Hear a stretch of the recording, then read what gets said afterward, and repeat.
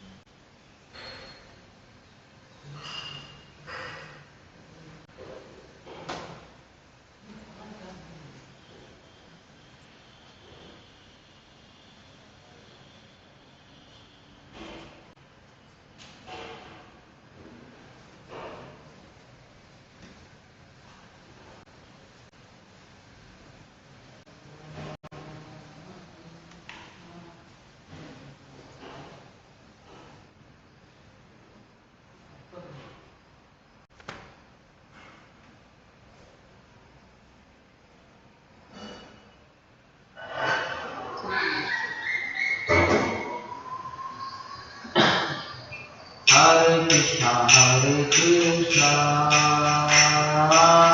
Krishna Hare Hare Hare Rama Rama Rama Hare Hare Hare Krishna Krishna Krishna Hare Hare Hare Rama Rama Rama Hare Hare Hare Krishna Krishna Krishna Hare Hare Hare Rama Rama Rama Hare Hare Hare Krishna Krishna Krishna Krishna Hare Hare Hare Rama Rama Rama Hare Hare Hare Krishna Krishna Krishna Hare Hare Hare Rama Rama Rama Hare Hare Hare Krishna Krishna Krishna Krishna Hare Hare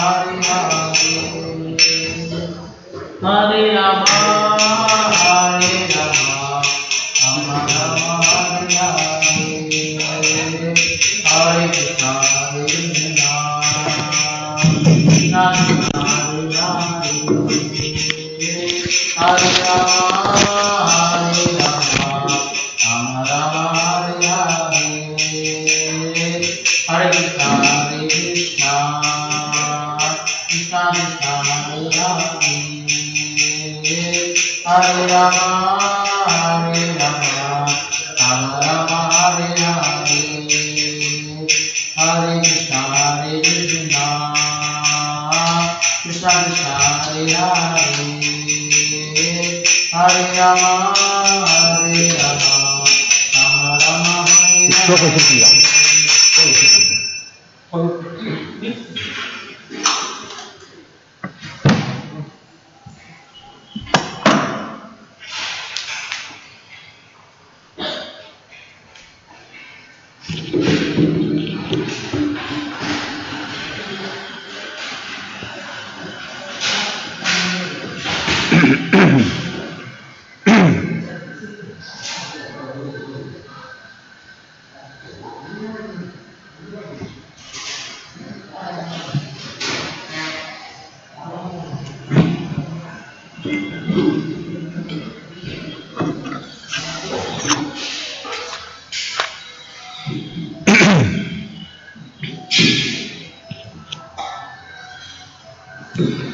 Jaya Radha Madhava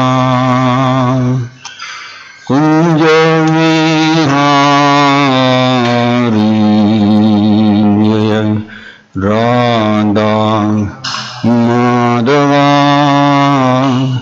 Kunja Vihari Jaya Radha Madhava Kunja Vihari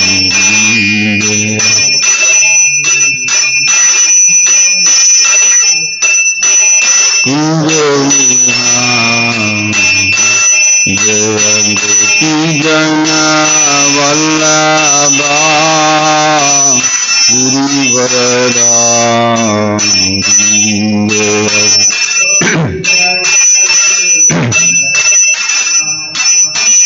Girivarada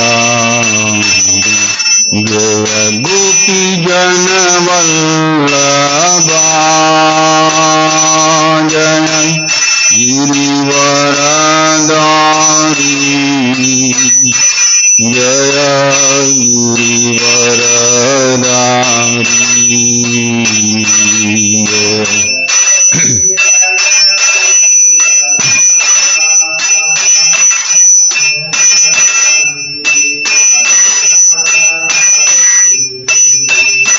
Jaya Girivaradari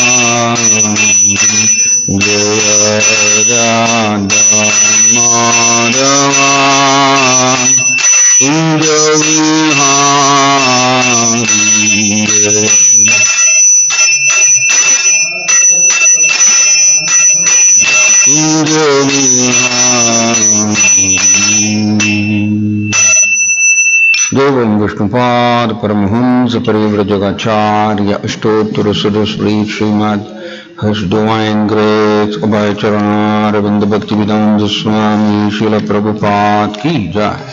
जय ओम विष्णुपाद परमहंस परिव्रजकाचार्य अष्टोत्तर सुरश्री श्रीमद his divine grace Bhakti Siddhanta Saraswati Goswami Thakur Srila Prabhupada की नमाचार्य श्री हरिदास ठाकुर की प्रेम से गो श्री कृष्ण चैतन्य प्रभु नित्यानंद श्री अद्वैत गदाधर श्रीवासादि गौर भक्त वृंद की श्री रूप सनातन भट्ट रघुनाथ श्री जीव गोपाल भट्टदास रघुनाथ षड गोस्वामी वृंद की श्री श्री राधा कृष्ण गोप गोपीनाथ श्याम कुंड राधा कुंड गिरि गोवर्धन की व्रजभूमि वृंदावन धाम की मायापुर नवदीप धाम की जगन्नाथपुरी धाम की मधुरा धाम की जय जगन्नाथ बलदेव सुभद्र महारानी की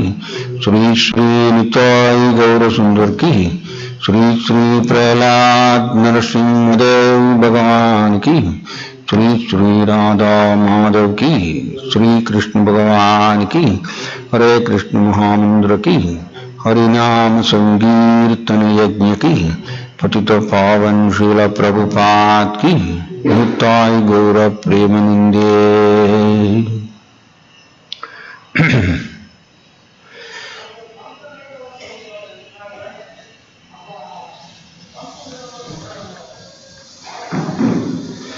ओम नमो भगवते वासुदेवाय।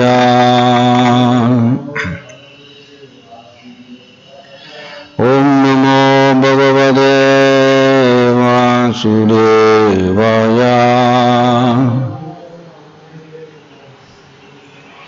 ओम नमो भगवते वासुदेवाय।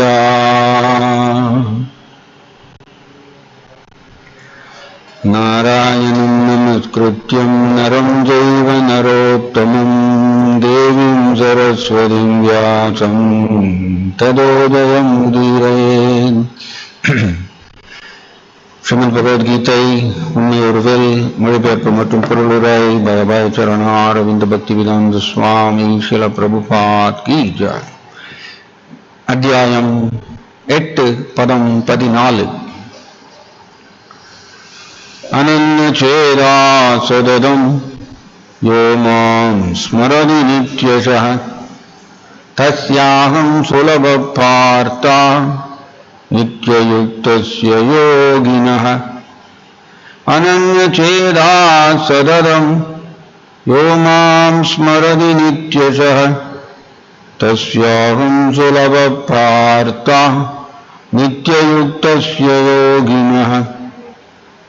अनन्यचेदा चेदा सददं यो मां स्मरति नित्यशः तस्याहं सुलभप्रार्था नित्ययुक्तस्य योगिनः. முடிவேற்பு. பிதாவின் மகனே, பிறழாத மனதுடன் என்னை எப்போதும் நினைப்பவன் சுலபமாக என்னை அடைகிறான். ஏனெனில் அவன் பக்தி தொண்டில் இடையராது ஈடுபட்டுள்ளான். பொருளுரை. களங்கமற்ற பக்தர்களால் அடையப்படும் இறுதி இலக்கு இப்பதத்தில் தெளிவாக விளக்கப்பட்டுள்ளது. இவர்கள் பக்தி யோகத்தின் மூலம் பரமபுருஷ பகவானுக்கு தொண்டு செய்கிறார்கள். 4 விதமான பக்தர்களை முன்பு கண்டோம். துயரத்தில் இருப்போர், கேள்வியுடையோர், உலக லாபங்களை விரும்புவோர் மற்றும் கற்பனை தத்துவவாதிகள். மேலும் முக்தி அடைவதற்கான பல்வேறு வழிகளும் விளக்கப்பட்டன. கர்மயோகம், ஞான யோகம் மற்றும் ஹடயோகம். இந்த யோக வழிமுறைகளின் கொள்கையில் சற்று பக்தியும் உள்ளது. ஆனால் ஞானமோ கர்மமோ ஹடயோகமோ கலக்காத தூய்மையான பக்தி யோகத்தினை இப்பதம் குறிப்பிடுகிறது.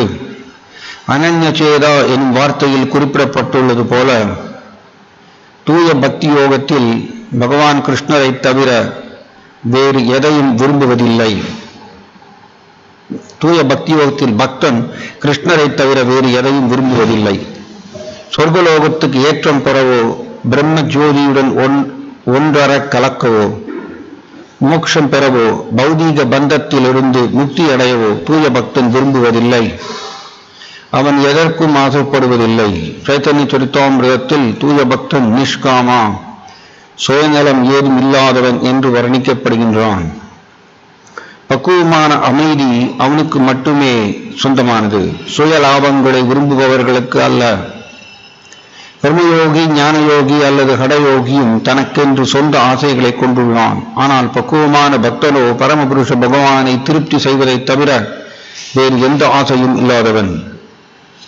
எனவேதான் தன்னிடம் அசையாத பக்தியுடையவன் தன்னை எளிதில் அடைவதாக கூறுகிறார் பகவான். கிருஷ்ணரின் பல்வேறு ரூபங்களில் ஏதேனும் ஒரு ரூபத்திற்கான பக்தி தொண்டில் தூய பக்தன் எப்போதும் ஈடுபட்டுள்ளான். ராமர், நரசிம்மர் போன்ற பல்வேறு விரிவுகளாகவும் அவதாரங்களாகவும் கிருஷ்ணர் விளங்குகிறார்.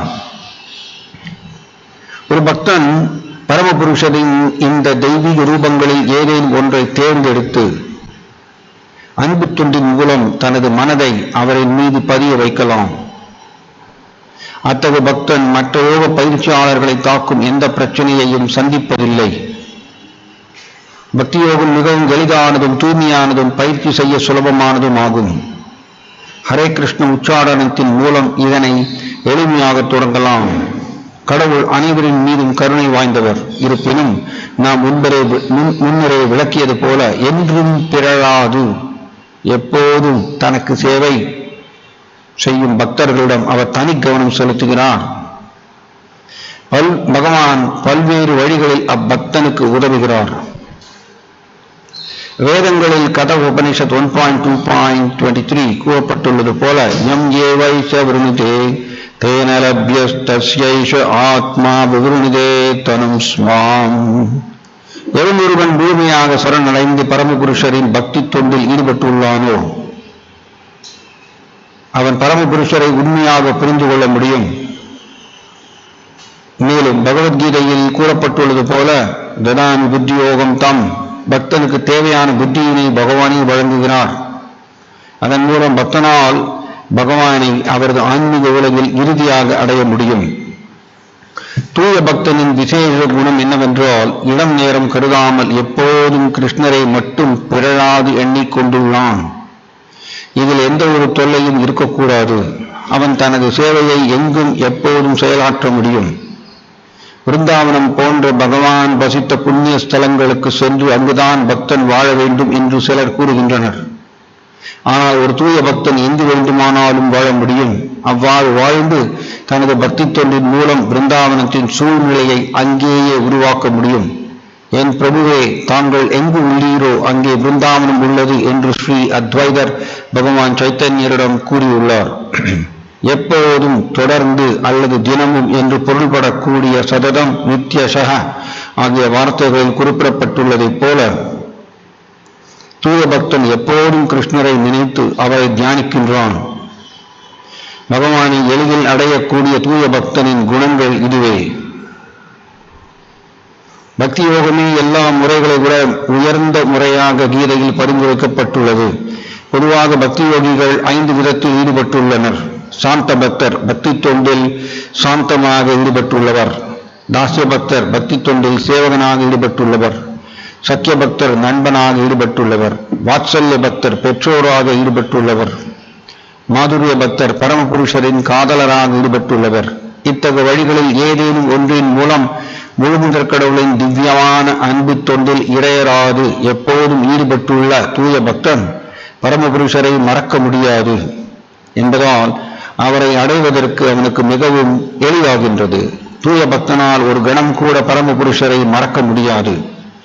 அதுபோல பகவானாலும் தனது தூய பக்தனை ஒரு கணமும் மறக்க முடியாது. இதுவே ஹரே கிருஷ்ணா கிருஷ்ணா கிருஷ்ணா ஹரே ஹரே, ஹரே ராம ராம ராம ஹரே ஹரே என்னும் மகாமந்திரத்தை உச்சரிக்கும் கிருஷ்ண உணர்வு முறையின் மிகச்சிறந்த வரப்பிரசாதமாகும். ஓம் தத்சத். ஓம் அஜ்ஞானாதிமிராந்தஸ்ய ஞானாஞ்சனசலாகயா चक्षुरुन्मीलितं येन तस्मै श्रीगुरवे नमः. नमो विष्णुपादाय कृष्णप्रस्थाय भूतले श्रीमते जयपताकस्वामिन्निधि नामिनि. नमाचार्यपादाय निताय कृपप्रदायिनि गौरगदामदाय नगरग्रामधारिणि. नमो विष्णुपादाय कृष्णप्रस्थाय भूतले श्रीमते भक्तिवेदान्तस्वामिन्निधि नामिनि. नमस्ते सरस्वती देवे गौरवाणी प्रचारिणे निर्विशेषशून्यवादी पाश्चात्यदेशधारिणे. जय श्री कृष्ण चैतन्य प्रभु नित्यानंद श्री अद्वैत गदाधर श्रीवासादि गौर भक्त वृंद. हरे कृष्ण कृष्ण कृष्ण हरे हरे, हरे राम राम राम हरे हरे. हरे कृष्ण. ஸோ இங்கே பகவான் கிருஷ்ணா இந்த ஸ்லோகத்தை பகவான் கிருஷ்ண உபதேசிக்கின்றார். ஸோ இந்த ஸ்லோகத்தில் பார்த்தீங்கன்னா 2 வார்த்தை பயன்படுத்தப்பட்டிருக்கின்றது. ஒன்று சததம், இன்னொன்று நித்யஷக. ரெண்டுமே ஆக்சுவலி ஒரே அர்த்தம் குறிக்கிறது. சததம்னாலும் 24 மணி நேரம் அப்படின்னு அர்த்தம். நித்யஷக அப்படின்னாலும் தினந்தோறும் 24 மணி நேரம். ஸோ 2 ஒரே அர்த்தம் தான் குறிக்கிறது ஆக்சுவலி. கிருஷ்ணன் ஒரே ஸ்லோகத்தில் ஒரே அர்த்தம் கொடுக்கக்கூடிய 2 வார்த்தைகளை ஏன் பயன்படுத்துகின்றார்? ஏன்னா இது அவ்வளவு முக்கியமாக இருக்கின்றது. கட்டுள்ள ஜீவாத்மாவாகிய நாம் பயிற்சி செய்வது அவ்வளவு முக்கியமாக அமைகின்றது. அதை அழுத்தம் சொல்றதுக்கு தான் கிருஷ்ணா இங்க சததம் நித்யஷக 2 வார்த்தை பயன்படுத்தியிருக்கார். ஸோ நாம் கிருஷ்ணரை நிச்சயமாக நம்மளுடைய பக்தி பயிற்சியினால்தான் கிருஷ்ணரை திருப்திப்படுத்த முடியும், கிருஷ்ணரை சந்தோஷப்படுத்த முடியும். நாம் பலதரப்பட்ட ஞானங்களை விருத்தி செய்து கொள்ளலாம், ஆனால் கிருஷ்ணா அதனால திருப்தி அடைவதில்லை. அந்த ஞானத்தை எந்த அளவுக்கு நாம் பயிற்சி செய்கின்றோமோ அதில் கிருஷ்ணன் உடனே திருப்தி அடைகின்றார். Very simple. கிருஷ்ணா ஞானத்தை போதிக்கிறார் பகவத்கீதையில ஃபுல்லா பல இடங்கள்ல. நான் அந்த ஞானத்தை நான் சீரியஸா ஏற்றுக்கொண்டிருக்கேன் அப்படின்னா, அதை நான் சீரியஸா ஏற்றுக்கொண்டிருக்கேன்னா நான் என்ன செய்வேன்? நான் பயிற்சி செய்வேன். என்னுடைய நடைமுறை வாழ்க்கையில் அதை நான் அதை செயல்படுத்தி காமிப்பேன். இப்ப ஆக்சுவலா கிருஷ்ணா அதை கவனிக்கிறார். கிருஷ்ணா அதை கவனிக்கிறார். ஓகே, இந்த குறிப்பிட்ட ஜீவாத்மா என்னுடைய உபதேசத்துல இவர் அதை முழுக்க நம்புகின்றாரா அப்படிங்கிறது கிருஷ்ணர் கவனிக்கிறார். எப்படி நாம் கிருஷ்ணருக்கு அதை தெரிவிக்க முடியும்? அதை நாம் பயிற்சி செய்யும் பொழுது. Very simple. இப்போ சப்போஸ் நம்ம பக்தி விருக்ஷா அப்படின்லாம் எடுப்போம். நம்ம வாரத்துக்கு ஒரு நாள் புது நபர்களுக்கு இந்த கிருஷ்ண உணர்வு வகுப்புகள் நம்ம எடுப்போம். கீர்த்தன், சின்ன ஒரு டிஸ்கஷன் பகவத்கீதாவிலிருந்து, அப்புறம் அவங்களுடைய கேள்வி பதில்கள், இந்த மாதிரி ஒரு பக்தி விருக்ஷான்னு சொல்லிட்டு நம்ம எடுப்போம் வாரம்.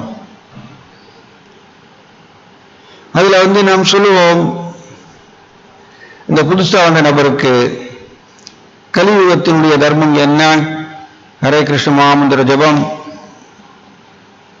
அப்படிங்கிறத நம்ம சொல்லிக் கொடுத்து அவங்கள ஹரே கிருஷ்ண மகாமந்திரத்தை ஜபம் செய்யறதுக்கு உற்சாகப்படுத்துவோம். தென் நெக்ஸ்ட் வீக், அடுத்த வாரம் நம்ம எதிர்பார்ப்போம் அவர்கிட்ட, அவர் ஹரே கிருஷ்ண ஜபம் பண்றாரான்னு கேட்போம். அவர் ஹரே கிருஷ்ண ஜபம் பண்ணல அப்படின்னா நாம் என்ன பண்ணுவோம்? திரும்பவும் சொல்லுவோம் அவர்கிட்ட, நீங்க ஜபம் பண்ணுங்க, இது கலியுகத்தினுடைய தர்மம், ஹரே கிருஷ்ண மகாமந்திர ஜபம் செய்யறதுனாலதான் நாம் தூய்மை அடைய முடியும் அப்படிங்கிறது எல்லாமே இந்த மகிமைகளை நாங்கள் எடுத்து சொல்லுவோம், திரும்ப எடுத்து சொல்லுவோம், ஜபம் பண்ண சொல்லுவோம். எகைன் திரும்பவும் அடுத்த வாரம் நம்ம கேட்போம், ஜபம் பண்றீங்களா அப்படின்னு. அவர் ஜபம் பண்ணலன்னு வச்சுக்கோங்க, நம்ம திரும்ப கொஞ்ச நாள் ட்ரை பண்ணுவோம். அதுக்கப்புறம் அவர் ஜபம் பண்ணல அப்படின்னா நமக்கு ஒரு சின்ன ஒரு என்ன சொல்றது, ஒரு ஏமாற்றம். என்னடா இவர் வெறுமனே கருத்துக்களை விருத்தி செய்து கொள்றதுல மட்டும்தான் இவர் முக்கியத்துவம் காமிக்கிறார், ஆனா பயிற்சி செய்ய மாட்டேங்கிறாரு, ஹரே கிருஷ்ணா ஜபம் பண்ண மாட்டேங்கிறாரு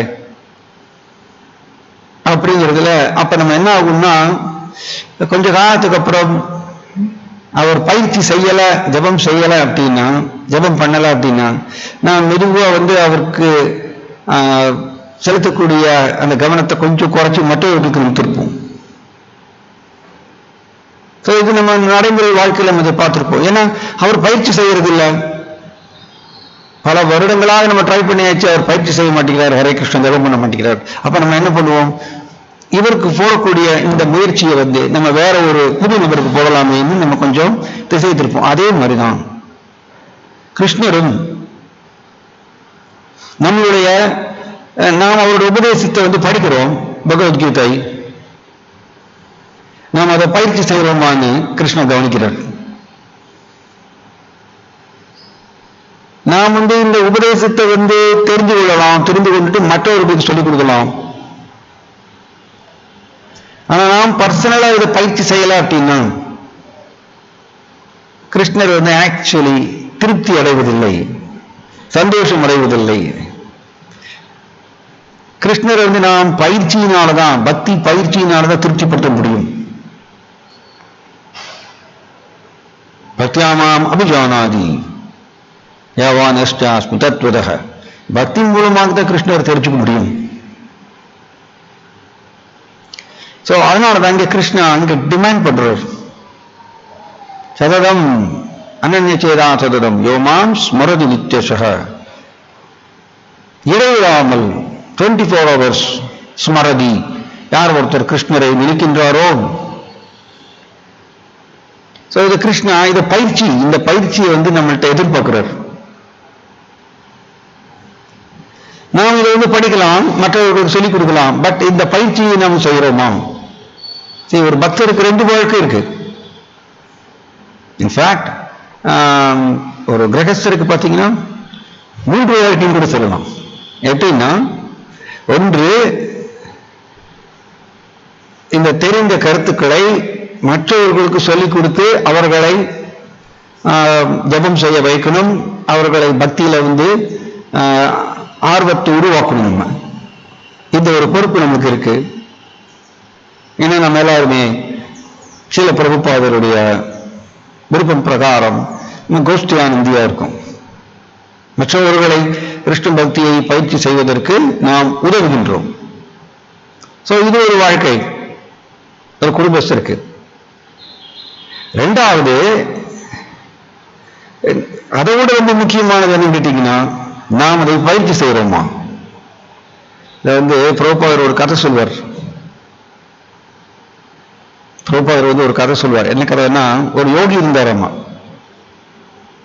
அந்த யோகிட்ட ஒரு அம்மா தன்னுடைய சின்ன பையன், இந்த சின்ன பையனை கூட்டிட்டு போய் இந்த யோகிட்ட போய் சொல்றார், ஓ யோகி, நீ பாருங்க, என்னுடைய இந்த சின்ன பையன் சாக்லேட் சாப்பிட்டுட்டே இருக்கான், இனிப்பு சாப்பிட்டுட்டே இருக்கான், இனிப்பு நிறைய சாப்பிட்டுட்டே இருக்கான். நீங்க கொஞ்சம் சொல்லுங்க, நான் எவ்வளவு தடவை சொல்லி இவன் கேட்க மாட்டேங்கிறான். இவன் இனிப்பு சாப்பிட்டா பல்லு சொத்தையாயிருன்னு சொல்லி சொல்லி பார்த்தேன், சின்ன பையன் கேட்கவே மாட்டேங்கிறான், நீங்க சொல்லுங்க ஓ முனிவரே அப்படின்னு இந்த அம்மா அந்த யோகி சொல்றாங்க. இந்த யோகி பார்க்கிறார். அவர் என்ன சொல்றாருன்னா, நீங்க ஒரு 15 நாள் கழிச்சு வாங்க. சரி, 15 நாள் கழிச்சு இந்த அம்மா தன்னுடைய குழந்தைய கூட்டிட்டு வராங்க. இப்போ யோகி என்ன சொல்றாருன்னா, இந்த சின்ன பையனை பார்த்து, குழந்தையே, நீ இனிப்பு சாப்பிடக்கூடாது, அதிகமா இனிப்பு சாப்பிட்டா பல்லு சொத்தையாயிரும், இனிப்பை நீ விட்டுறணும் அப்படின்னு அவர் சொல்றார்.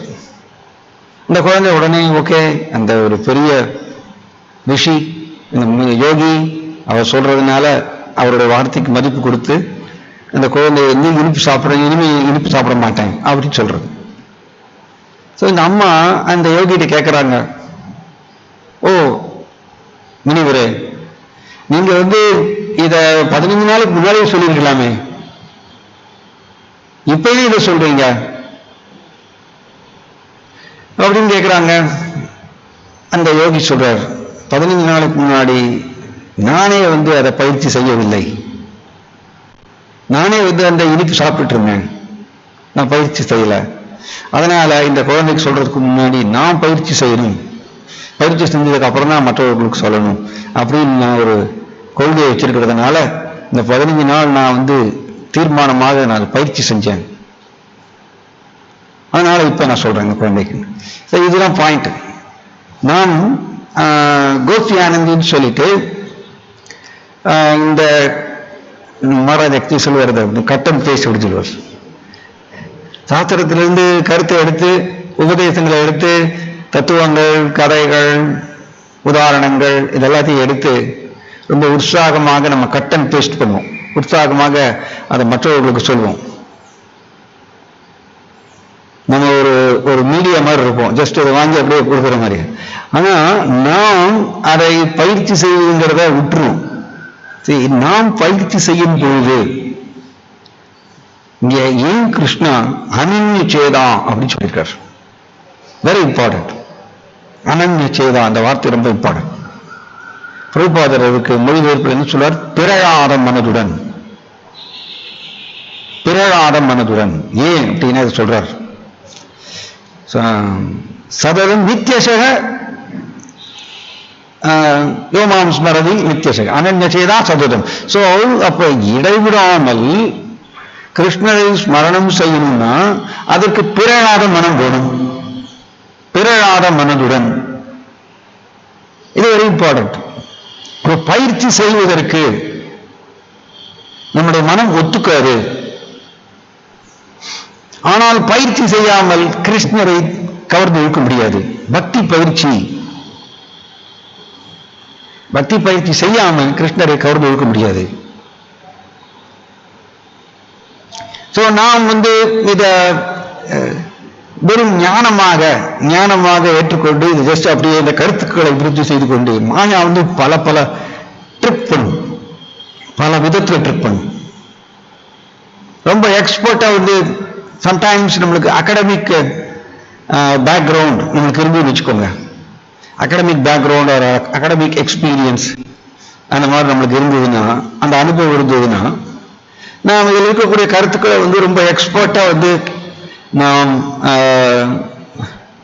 அதை ஞாபகத்தில் வைத்துக் கொள்வோம், அண்ட் அதை மற்றவர்களுக்கு எடுத்து சொல்வோம். பட் ஆன்மீகம்ங்கிறது வந்து ஃபர்ஸ்ட் வந்து நாம் பயிற்சி செய்யணும். அந்த யோகி சொன்ன மாதிரி தான், ஃபர்ஸ்ட் நாம் பயிற்சி செய்யணும். ஆக்சுவலி பிரச்சாரம்ங்கிறது வந்து தான் பயிற்சி செய்து கிருஷ்ணருடைய உபதேசத்தை நாம் பயிற்சி செய்து அந்த பயிற்சியினால கிருஷ்ணர் திருப்தி அடைந்து ஹிருதயத்தில் இருக்கக்கூடிய பரமாத்மா நம்மளுக்கு ரியலைசேஷன் கொடுக்கும்போது அந்த ரியலைசேஷனை வந்து மற்றவர்களுக்கு சொல்வதுதான் உண்மையான பிரச்சாரம். ஆக்சுவலி பிரபுபாதருடைய பிரச்சாரம் அப்படிதான். பிரபுபாதருடைய பிரச்சாரம் வந்து அப்படிதான். ஆக்சுவலி பிரபுபாதர் இடத்துல எழுதுகிறார், பக்தி வேதாந்தா பர்பாட்ஸ் ஆர் மை பர்சனல் எக்ஸ்டசிஸ் சொல்றார். பக்தி வேதாந்தா பொருளுரைகள் என்னுடைய சொந்த உன்னத அனுபவம் அப்படின்னு அவர் சொல்றார். ஸோ பிரபுபாதர் வந்து பொருளுடைய அதை சொல்லுங்க, சத்ஸ்வரூப மகாராஜ் வந்து சொல்றாரு பிரபுபாத லீலாமிருத்தால. பிரபுபாதர் வந்து அவருக்கு உன்னத அனுபவங்கள், ரியலைசேஷன் அவருக்கு ரொம்ப ஜாஸ்தி, ஆன்மீக அனுபவங்கள். அதை பிரபுபாதர் வந்து புத்தக வடிவில் கொண்டு வர்றதுக்கு சில நேரங்களில் பிரபுபாதர் 2-3 நாள் யோசிப்பாராமா. 2-3 நாள் தொடர்ந்து யோசிப்பாராமா, இதை எப்படி சாதாரண மனிதன் இதை புரிந்து கொள்ள முடியும் அப்படிங்கிறத அந்த கண்ணோட்டத்தில் எழுதணும்னு சொல்லிட்டு யோசிப்பாராமா 2-3 நாள். பிரபுபாதருடைய பொருளுரை பிரபுபாதர் இதை எழுதியிருக்காருன்னா அவர் தன்னுடைய எக்ஸ்டசி, தன்னுடைய ரியலைசேஷன் அதை வந்து அவர் பகிர்ந்து கொள்கின்றார் பொருளுரையாக. அதனாலதான் நமக்கு வந்து பிரபுபாதருடைய பொருளுரையை படித்த உடனே நாம் பிரபுபாதரை நேருக்கு நேர் நாம் பார்க்காவிட்டாலும் கூட நம் ஹிருதயத்தில் வந்து மாற்றங்கள் ஏற்படுகின்றன, நமக்கு அந்த உற்சாகம் வருகின்றது, அந்த உத்வேகம் வருது, நாம பயிற்சி செய்யணும்னு சொல்லிட்டு. காரணம், பிரபுபாதர் வந்து இதை பயிற்சி செய்து அதோட ரியலைசேஷன், அந்த ரியலைசேஷன் அவர் வந்து பொருளுரை எழுதியிருக்கார். அதனாலதான் பிரபுபாதருடைய புக்ஸை படித்த உடனே நமக்கு வந்து அந்த உற்சாகம் வருது பயிற்சி செய்யணும்னு, அல்லது பிரபுபாதருடைய சொற்பொழிவை கேட்ட உடனே நமக்கு உற்சாகம் வருது. இதுதான் பிரச்சாரம் வந்து இப்படி இருக்கும். ஆக்சுவலி முதல்ல நம்ம பயிற்சி செய்யணும், பக்தி பயிற்சி, தீவிரேன பக்தி யோகின, தீவிரமான பயிற்சி, இடைவிடாமல், இங்க கிருஷ்ணன் சொல்ற மாதிரிய சதரம் நித்தியசக, இடைவிடாமல் பிறழாத மனதுடன். மனம் வந்து பிறண்டு போகும். ஆக்சுவலி மனம் திடீர்னு ஜடரீதியான சிந்தனைகளை கொடுத்து நம்மளை இடைவிடாமல் கிருஷ்ணரை நினைக்க விடாம தடுத்துரும். அதனால கிருஷ்ணா பிறழாத மனதுடன், நிலையான மனதுடன். இது பாகவதத்திலும் படிக்கிறோம். தஸ்மாத் ஏகேன மனசா பகவான் சாத்வதாம் பதி சோதவ்ய கீர்த்திதவ்யஸ்ய ஜெய பூஜ்யஸ்ய நித்யதா. அங்கேயும் சொல்லியிருக்கார் பாகவதத்திலும். ஏகேன மனசா, பிறழாத மனதுடன், நிலைத்த மனதுடன். சோத்தவ்ய கீர்த்திரவ்யஸ்ய ஜெய பூஜ்யஸ்ய நித்யதா. கீர்த்திரவ்யஸ்ய கிருஷ்ணனுடைய நாமத்தை ஜபம் செய்தல், சோத்தவ்ய கிருஷ்ணனுடைய புகழ் நிலைகளை கேட்டல், ஜேயன் என்னது கிருஷ்ணரை நினைத்தல். வெரி இம்பார்ட்டன்ட், கிருஷ்ணரை நினைக்கிறது. ஏனக்கேன பிரகாரேன மனகிருஷ்ண நிவேசேத், என்ன வேணும் செய்யலாம், மனம் கிருஷ்ணரை நினைக்க வேண்டும். அப்படிதான் நம்மளுக்கு சாஸ்திரம் உபதேசிக்கிறாங்க. பூஜ்யஸ்ய, தென் ஃபைனலி கிருஷ்ணரை வழிபாடு செய்தல். இதை நித்தியதா டெய்லி, தினந்தோறும், நிலைத்த மனதோடு, பிறழாத மனதோடு.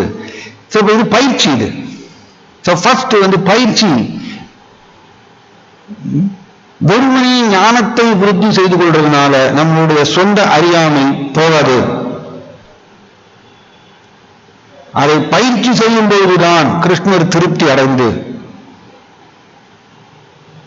அகம் அஜ்ஞானஜம் தமக நாசயாமி ஆத்மபாவஸ்தோ, ஹிருதயத்தில் கிருஷ்ணா உட்கார்ந்து நம்மளுடைய அறியாமையை அவர் போக்குகின்றார். நாசயாமி, அந்த அறியாமையை அழிக்கின்றார். எப்பொழுது? பயிற்சி செய்யும் பொழுது. அதுல திருப்தி அடைந்து கிருஷ்ணன் இதை செய்யறார். ஸோ அதனால நாம் ஆக்சுவலி நம்மளுடைய மைண்ட் பல விதமா ட்ரிக் பண்ணும். சம்டைம்ஸ் நாம் இதில் இருக்கக்கூடிய கருத்துக்களை, நம்மளுக்கு அகாடமிக் பேக்ரவுண்ட் இருக்கும்போது இந்த கருத்துக்களை கடகடன் நம்ம ஈஸியா உள்வாங்கிக் கொள்வோம். ஏன்னா அந்த அனுபவம், அந்த பயிற்சி நமக்கு ஏற்கனவே இருக்கு காலேஜ் படிப்புல, ஸ்கூல் படிப்புல. அதனால அந்த ஹேபிட்னால, அந்த பழக்கத்தினால ஈஸியா நம்ம உள்வாங்கிக் கொள்வோம். அண்ட் இதை மற்றவர்களுக்கு எடுத்து சொல்லுவோம். பட் இதுல என்ன அப்படின்னு கவனிக்க வேண்டியது என்னன்னா, நாம் பயிற்சி செய்ய மாட்டோம். ஏன் இது ரொம்ப உற்சாகத்தோடு சம்டைம்ஸ் மற்றவர்களுக்கு கொடுப்போம். இது என்னன்னு பார்த்தீங்கன்னா, நான் ஒரு விதமான அந்த புகழை அனுபவிக்கணுங்கிறதுக்கோசரம் நம்ம இதை ரொம்ப உற்சாகமா செய்வோம். ஏன் பயிற்சி உண்மையிலேயே பகவானுடைய அந்த உபதேசத்தை நான் நம்புகின்றேன் அப்படின்னா முதல்ல நான் பயிற்சி செய்வேன். நான் பயிற்சி செய்யணும், அதுக்கப்புறம் தான் நம்ம மற்றவர்களுக்கு சொல்லணும். பிரபுபாதர் ஒரு பொழுதும் நாம் இதை பயிற்சி செய்ய வேண்டாம், மற்றவர்களுக்கு பற்றி சொல்லிக் கொடுத்தா போறோம்னு பிரபுபாதர் சொல்லித் தரல. எங்கேயுமே நாம் இதை பயிற்சி செய்ய வேண்டும். ஃபர்ஸ்ட் ஆச்சார். அதுதான் ஸ்ரீ சைத்தன்ய மகாபிரபு ஸ்ரீல ஹரிதாஸ் தாக்கூரை பார்த்து சொல்றார், துணி ஜெகத்குரு, நீங்க உலகத்துக்கே நீங்க தான் குரு அப்படின்னு சொல்லிட்டு ஸ்ரீ சைத்தன்ய மகாபிரபு ஸ்ரீல ஹரிதாஸ் தாக்கூரை பார்த்து சொல்றார். காரணம், டூயி காரியா, நீங்க ரெண்டு காரியத்தை ரொம்ப பர்ஃபெக்டா செய்வீங்க, ஆச்சார் அண்ட் பிரச்சார் அப்படின்னு சொல்றார். ஆச்சார்னா என்னது? ஆச்சரதி. பிரபுபாதர் சொல்வார், ஆச்சரதி பயிற்சி செய்வது. அது பிரச்சார். சோ இப்ப நம்ம பயிற்சி செய்யாம வெறுமனே நம்ம பிரச்சாரம் செய்யும் பொழுது அது ரியலைசேஷன் நம்ம ஷேர் பண்ண முடியாது. உண்மையான பிரச்சாரம் அதுதான். ஆக்சுவலி கௌரவ பிரபு ரொம்ப அழகா சொல்வார். அது எப்படின்னா, ஒரு டம்ளர்ல 1/4 டம்ளர் தண்ணி இருக்கு, இன்னும் கொஞ்சம் தண்ணி விடுறோம், மேல 1/2 டம்ளர் ஆகுறது, இன்னும் கொஞ்சம் தண்ணி விடுறோம், அது 3/4 டம்ளர் ஆகுறது, இன்னும் தண்ணி விடுறோம், அது முழு டம்ளர் ஆகுது. இன்னும் தண்ணி விட்டோம்னா அந்த முழு டம்ளர்ல இருந்து தண்ணீர் வழிஞ்சு வெளியில வரும். இதுதான் பிரச்சாரம்னு சொல்றார் அவர். எப்படி? நாம் முதல்ல பயிற்சி செய்து தான் கிருஷ்ணர் ரொம்ப திருப்தி அடைந்து நம்மளுக்கு ரியலைசேஷன் கொடுக்கிறார். உள்ளே இருந்து தனாமி புத்தி யோகம். பிரபுபாதர் மேற்கோள் கொடுக்கிறார் இந்த ஸ்லோகத்துல. இந்த பொருளில் அது சொல்றார், தனாமி புத்தி யோகம். கிருஷ்ணர் உள்ளே இருந்து அந்த போதுமான உணர்ந்த அறிவை அந்த பக்தருக்கு வழங்குகின்றார். அவருடைய பயிற்சியில கிருஷ்ணர் சந்தோஷம் அடைந்ததுனால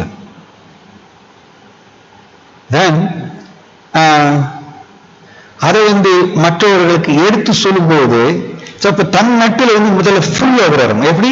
டம்ளர் வாட்டர் ஃபுல் ஆகி அதுக்கப்புறம் வெளியில வழியிறது. அதான் ஆக்சுவல் உண்மையான பிரச்சாரம். ரியலைசேஷன் நாம் பயிற்சி செய்து அந்த ரியலைசேஷனை நாம் கிருஷ்ணாட்டிருந்து பெறுகின்றோம் கிருஷ்ணனுடைய கருணையினால. அதை எடுத்து மற்றவர்களுக்கு சொல்லும் பொழுதுதான் அது கேட்பவர்களுடைய ஹிருதயத்துல மாற்றத்தை ஏற்படுத்தணும். சுஸ்ருஷ்டுமி தக்ஷணாத், அந்த க்ஷணமே அவருடைய ஹிருதயத்துல மாற்றத்தை ஏற்படுத்தும். பிரபுபாதருடைய உபதேசங்கள், சொற்பொழிவு, அவருடைய பொருள் நமக்கு மாற்றத்தை ஏற்படுத்தியிருக்கு. காரணம், பிரபுபாதர் அந்த மாதிரிய ரியலைசேஷன்ஸ் நிரம்பிய ஒரு பக்தர். சோ அதனால இந்த ஸ்லோகம் நமக்கு எதை குறிக்கின்றதுன்னா, அனன்ய சேதா சதரம் யோமாம் ஸ்மரதி நித்யசக, தினந்தோறும் இடைவிடாமல் ஸ்மரதி ஸ்மரணம், கிருஷ்ணரை நினைக்க வேண்டும். ஆக்சுவலி சொல்லப்பட்டிருக்கு பாருங்க, தஸ்யாகம் சுலப பார்த்தா, இப்படி யார் ஒருத்தர் செய்கின்றாரோ பிறழாத மனதுடன், அதற்கு ஒரு உறுதி வேணும். மனம் சொல்றத நாம் கேட்கக்கூடாது அப்படிங்கிற உறுதி இருக்கணும். நான் பக்தி யோக பயிற்சி செஞ்சுட்டு இருக்கும் பொழுதே நம்மளுக்கு உள்ள இருக்கக்கூடிய உணர்வு முழுக்க தூய்மை அடையாததுனால மனதில் பல பல திசை திருப்பக்கூடிய எண்ணங்கள், கிளர்ச்சி ஊட்டக்கூடிய பல பல எண்ணங்கள் மனதில் உருவாகிட்டே இருக்கும். மனமுடைய இயல்பு அப்படிதான். ஏன்னா அது காரணம், நம்முடைய உணர்வு இன்னும் முழுக்க தூய்மை அடையல, அசுத்தம் இருக்கின்றது. சோ அதனால நாம் பிறழாத மனதுடன் அனன்ய சேதா அப்படின்னு சொல்லிருக்கிறதுனால மனம் சொல்றத நான் கேட்க மாட்டேங்கிற ஒரு தீர்மானம் இருக்கணும். அண்ட் கிருஷ்ணன் அந்த உபதேசம் கொடுத்திருக்கார், இடைவிடாமல் நான் கிருஷ்ணரை நினைக்க வேண்டும் அப்படின்னு கிருஷ்ணன் சொல்லியிருக்கார். இந்த உபதேசத்தை நான் பயிற்சி செய்யணும். அதற்கு நான் மனம் சொன்னதை நான் கேட்க மாட்டேங்கிற தீர்மானம் இருக்கணும். அப்பதான் அதை செய்ய முடியும். தஸ்மாத் ஏகைன மனசா. ஒரு பாயிண்ட், நல்ல பாயிண்ட் பாருங்க. நாம் இந்த மனம் சொல்றதை நாம கேட்கறது கோடிக்கணக்கான ஜென்மம் நம்ம செஞ்சிருக்கோம். ஒரு சின்ன உதாரணம் சொல்றேன் உங்களுக்கு. சப்போஸ் 2 நண்பர்கள் இருக்காங்க. 2 நண்பர்கள், ஒரு நண்பர் தன்னுடைய நண்பருக்கு கான்ஸ்டன்டா அப்பப்ப ஆலோசனை கொடுத்துட்டே இருப்பார். அந்த நண்பர் கொடுக்கக்கூடிய ஆலோசனை எதா இருந்தாலும் சரி, இந்த நண்பர் உடனே அதை ஏற்றுக்கொள்வார், அதை அப்படியே செயல்படுத்துவார். இந்த மாதிரி ஒரு பழக்கம் 2 பேருக்கும். ஒரு சின்ன ஒரு உதாரணம் நான் சொல்றேன். சோ இந்த மாதிரி அப்பப்ப இந்த நண்பர் அவருக்கு ஆலோசனை கொடுத்துட்டே இருப்பார். அண்ட் இந்த நண்பர் அதை உடனே ஏற்றுக்கொள்வார், செயல்படுத்துவார். இந்த மாதிரியா ஒரு 30 வருஷமா நடந்துட்டே இருக்குன்னு வச்சுக்கோங்க. 30 வருஷமா தொடர்ச்சியா இந்த மாதிரியா அந்த நண்பர்கிட்ட இருந்த ஆலோசனையை கேட்டு அதை செயல்படுத்தி பழகியவர் இந்த நண்பர். 30 வருஷமா இந்த மாதிரி பண்ணியாச்சு. 31வது வருஷம், 31வது வருஷம். இது ஆக்சுவலி ரொம்ப அபூர்வம், இந்த மாதிரி பார்க்க முடியாது ஜன உலகத்துல. 31வது வருஷம் அந்த நண்பர் ஒரு ஆலோசனை கொடுக்கிறார். இந்த நபர்னால அதை ஏற்றுக்கொள்ள முடியல, அந்த ஆலோசனையை இவரால் ஏற்றுக்கொள்ள முடியல. ஆனா 30 வருஷமா அவருடைய ஆலோசனையை கேட்டு செயல்படுத்தி பழகியவர் இந்த நபர். ஆனா இப்பொழுது அவருடைய ஆலோசனையை ஏற்றுக்கொள்ள முடியல, கருத்து வித்தியாசம் வருது. அப்ப என்ன ஆகிறது? கஷ்டப்படுவார் இவர். ஏன்னா அவருடைய ஆலோசனையை கேட்டு அதை செயல்படுத்தி பழகியவர் இந்த நபர் 30 வருடங்களாக அதே பழக்கம் என்னாகும், திரும்பவும் செய்வார். அவர் சொன்ன அந்த ஆலோசனையை திரும்பவும் செய்வார், செயல்படுத்துவார். ஏன்னா அது பழக்கம். இவந்தோ அது இவருக்கு ஏற்றுக்கொள்ள முடியல, அந்த கருத்தை ஏற்றுக்கொள்ள முடியாவிட்டாலும் கூட அதை செயல்படுத்துவார். ஏன்னா அவர் 30 வருஷம் சொல்லி நான் அதை கேட்டு பழகிட்டேன், இப்ப நான் திடீர்னு நான் மாட்டேன்னு சொன்னேன்னா அவருக்கு கஷ்டமா இருக்கும், அவருக்கு ரொம்ப கஷ்டமா ஃபீல் பண்ணுவார். அதனால செயல்படுத்திடலாம். இது நம்ம எக்ஸ்பீரியன்ஸ் இருக்கு நமக்கு, நம்ம வாழ்க்கையில. எதற்கு இதை சொல்ல வரேன்னா, ஒரு 30 வருஷத்துக்கே இந்த மாதிரி ஒரு பாண்டேஜ் உருவாகிறது. அவர் சொன்னதை உடனே நம்ம செயல்படுத்தணும், அதை எதிர்த்து பேச முடியாம அப்படியே செயல்படுத்துவோம். இது நம்மளுடைய எக்ஸ்பீரியன்ஸ். அவன் மனமும் இந்த ஆத்மாவும் தொடர்பு பார்த்தீங்கன்னா கோடிக்கணக்கான ஜென்மங்களாம்.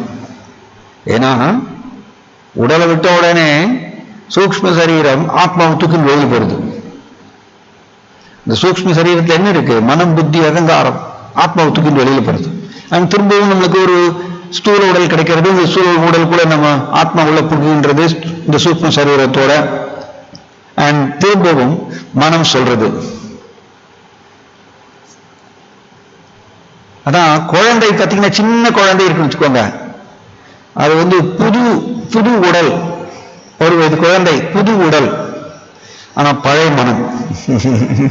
பழைய மனம்.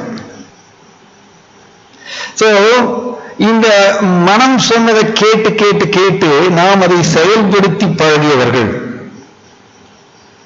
ஒரு ஜென்மம் 2 ஜென்மம் இல்ல, கோடிக்கணக்கான ஜென்மங்கள். கோடிக்கணக்கான ஜென்மங்கள் மனம் என்ன சொன்னாலும் உடனே நாம் அதை செயல்படுத்திக்கின்றோம். நம்மளுடைய சுபாவம் அது. அப்ப கோடிக்கணக்கான ஜென்மம் மனம் சொன்னதை கேட்டு நம்ம செயல்படுத்திட்டு இருக்கோம். திடீர்னு இந்த ஜென்மத்துல நாம் சாஸ்திரத்திலிருந்து இந்த கருத்துக்களை தெரிந்து கொள்கின்றோம். இடைவிடாமல் கிருஷ்ணரை நினைக்க வேண்டும் அப்படிங்கிறது இந்த உபதேசத்தை நாம் பெறுகின்றோம். நாம் அதை பயிற்சி செய்யணும்னு சொல்லும்போது மனம் அது ஒத்துக்காது. இடைவிடாமல் கிருஷ்ணரை நினைக்கிறதா, அது முடியாத காரியம் அப்படி சொல்லும் மைண்ட். நம்மளும் என்ன, மனம் சொன்னதை உடனே செயல்படுத்தி பழகிட்டோம், கோடிக்கணக்கான ஜென்மமா. அப்ப திடீர்னு இந்த ஜென்மத்துல மனம் சொன்னதை அதை அதான் ஆக்சுவலி ஒரு பக்தருக்கு ஏற்படக்கூடிய இந்த ஒரு வார், ஒரு உள்ள நடக்கக்கூடிய ஒரு போர். இது உபதேசங்களை பெறுவார், ஞானம், அது ஞானம். ஆனா அதை செயல்படுத்தணும்னு சொல்லும்போது மனம் ஆப்போசிட்டா சஜஷன் கொடுக்கும், ஆலோசனை கொடுக்கும். அதுக்கு எதிர்மாறா ஆலோசனை கொடுக்கும் மனம். நாம் மனம் சொன்னதை உடனே செயல்படுத்தி பழகிட்டோம். இன்ஃபேக்ட் இதை ஈவன் நாரத முனிவர் வேதவியாசரை பார்த்து கேட்கிறார், are you satisfied by identifying the body and the mind to be the self? அப்படி சொல்றார். அதாவது மனமும் உடலும் ஆத்மாங்கிறது, ஆத்மா அதாவது நம்ம என்ன நினைச்சுக்கிறோம்னா, நாம் இந்த உடல் நினைக்கிறது ஒண்ணு, இரண்டாவது நாம் இந்த மனம் நினைக்கிறோம். ஏன்னா இது நாரத முனிவர் கேட்கிறார் வேதவியாசர்கிட்ட. நாம் இந்த மனமும் நினைக்கிறோம். நாம் இந்த மனம் நினைக்கிறதுனாலதான் மனம் சொன்னதை நம்மளால மறுப்பு தெரிவிக்க முடியாம உடனே செயல்படுத்துறோம். இது பழக்கம். அதனால நான் இந்த உடல்ங்கிறது நினைக்கிறது ஒண்ணு, ஆனா அதுக்கும் மேல சூக்ஷ்மமா இருக்கிறது நான் இந்த மனம் நினைக்கிறது. அதனாலதான் கிருஷ்ணா இங்க அனன்ய செய்தான், பிறழாத மனதுடன் அந்த உறுதி வேணும். உண்மையிலேயே நாம் பிறப்பு இறப்பு சக்கரத்தில் விடுபட்டு கிருஷ்ணர் மேல பிரேமையை வளர்த்துக் கொண்டு கிருஷ்ணருடைய உலகத்துக்கு சென்று அடையணும் அப்படின்னா இந்த மனம் சொன்னதை நம்ம கேட்க கூடாதுங்கிற தீர்மானம் நமக்குள்ள இருக்கணும், அந்த உறுதி நமக்குள்ள இருக்கணும். அதனால நாம் இடைவிடாமல் கிருஷ்ணரை ஸ்மரணம் செய்ய வேண்டும் என்று கிருஷ்ணர் இங்க டிமாண்ட் பண்றார். அதை செய்து ஆகணும். ஆனா அதை செய்வதற்கு பிறகாத மனம் வேணும். மனதை நாம் கட்டுப்படுத்த வேண்டும் புத்தியை வச்சு. மனம் சொன்னதை நான் கேட்க மாட்டேன், இப்ப சாஸ்திரம் இப்படிதான் சொல்லுது, சோ கிருஷ்ணரை நான் நினைப்பேன். பல பேர் பல ஆக்சுவலி கவுன்சிலிங்க்கு வருவாங்க, இந்த மாதிரி மனம் என்ன சொல்லுதுங்க, எனக்கு இந்த மாதிரி தாட் வருதுங்க. ஆனா அந்த தாட் மனம் தானே சொல்லுது, பட் நான் மனசுல இருந்து வேறுபட்டேன். இதுதான் கிருஷ்ணா சொல்லிக்கிறார். ஆனா நம்ம புள்ளி பிரிந்து போயிட்டோம். நாம் இந்த மனமும் நினைச்சுக்கிறோம். அதனால மனம் எண்ணங்களை உருவாக்கும் போது அது என்னுடையதல்லங்கிறது நம்மளால புரிஞ்சு கொள்ள முடியல. உடனே நம்ம டிஸ்டர்ப் ஆகிறோம். பல தடவை கவுன்சிலிங்ல வருவாங்க, இந்த மாதிரி எனக்கு மனசு திடீர்னு இந்த மாதிரி எண்ணங்கள் வருதுங்க, நான் என்ன பண்றதுங்க. மனம் தானே ஏற்படுத்துது, நான் அதிலிருந்து வேறுபட்டவன். அதனாலதான் மனம் சொன்னதை நான் கேட்கக்கூடாதுங்கிற அந்த தீர்மானம் நமக்குள்ள, அந்த அலர்ட்னஸ், அந்த ஜாக்கிரதை நமக்குள்ள இருக்கணும். சோ நமக்கு சாஸ்திரத்தை பல ரெக்கார்டு இருக்கு. பக்தி யோக பயிற்சியில் இருக்கும்போது இந்த மனம் கொடுக்கக்கூடிய ஆலோசனையை கேட்டு பிறண்டு போனவங்க எத்தனையோ பக்தர்கள் சாஸ்திரத்தில் ரெக்கார்டு இருக்கு. சோ நமக்கு அதிலிருந்து நமக்கு பாடம் கிடைக்கின்றது. இந்த பிறழாத மனம்ங்கிறது வெரி இம்பார்ட்டன்ட். அது நம்ம இன்டெலிஜென்ஸ் புத்தியை வச்சு நம்ம அதை மனம் சொன்னதை கேட்கக்கூடாதுங்கிற அந்த தீர்மானம் இருக்கணும் நமக்குள்ள. தென் நம்மளால இந்த பயிற்சியை செய்ய முடியும்.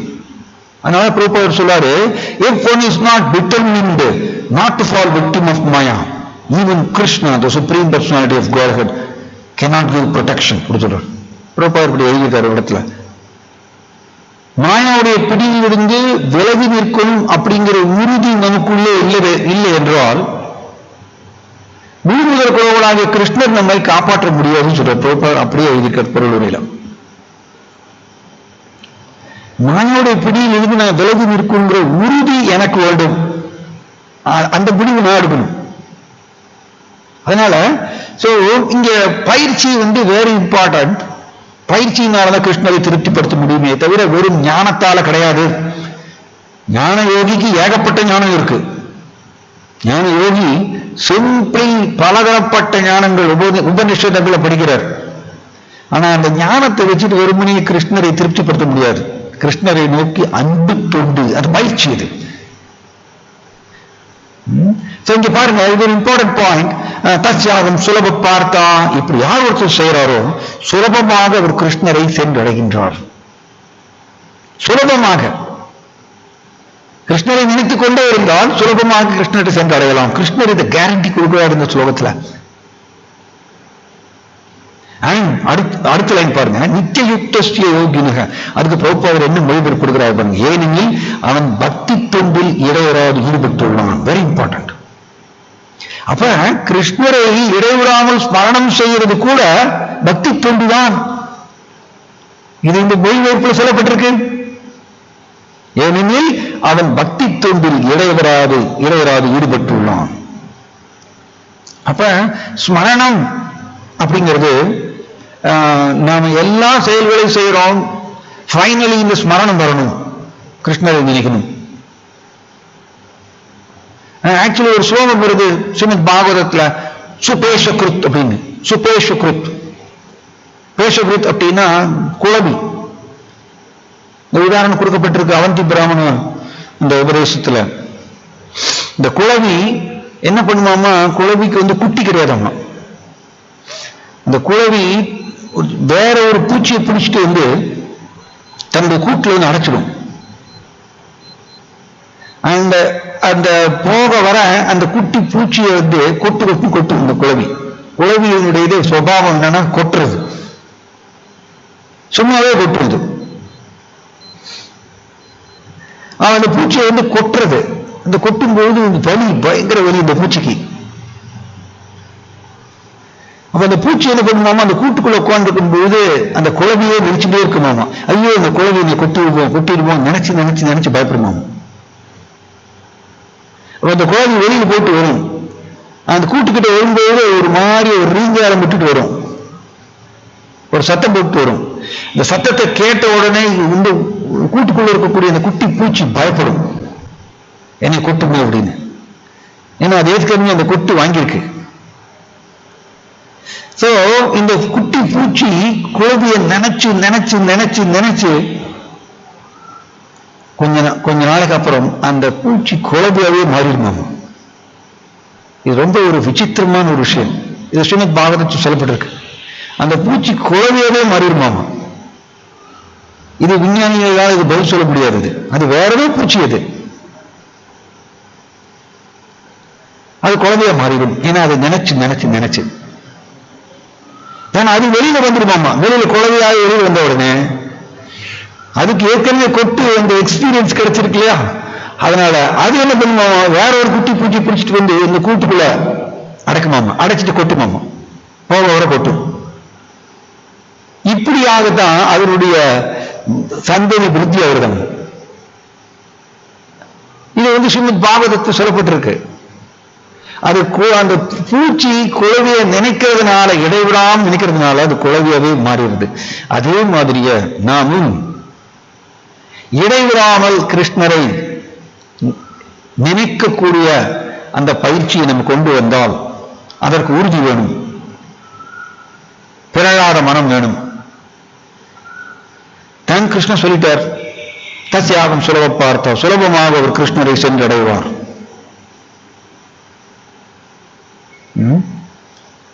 ஏன்னா இங்க சொல்லியிருக்கார், அவர் இடையராது என்னுடைய பக்தி தொண்டு ஈடுபடுகின்றார். இதுவும் பக்தி தொண்டு தான். பகவானை இடைவிடாமல் கிருஷ்ணரை நினைப்பதும் பக்தி தொண்டுதான். ஏன்னா இந்த மொழிபெயர்ப்பு சொல்லப்பட்டிருக்கு. இன்ஃபேக்ட் நம்ம பலதரப்பட்ட பக்தி தொண்டுகள் செய்கின்றோம். அதனுடைய நோக்கம் ஃபைனலி மனம் கிருஷ்ணரில் லயிக்க வேண்டும். இதுதான் கிருஷ்ணா மஜ்ஜேவ மன ஆதத்ஸ்வா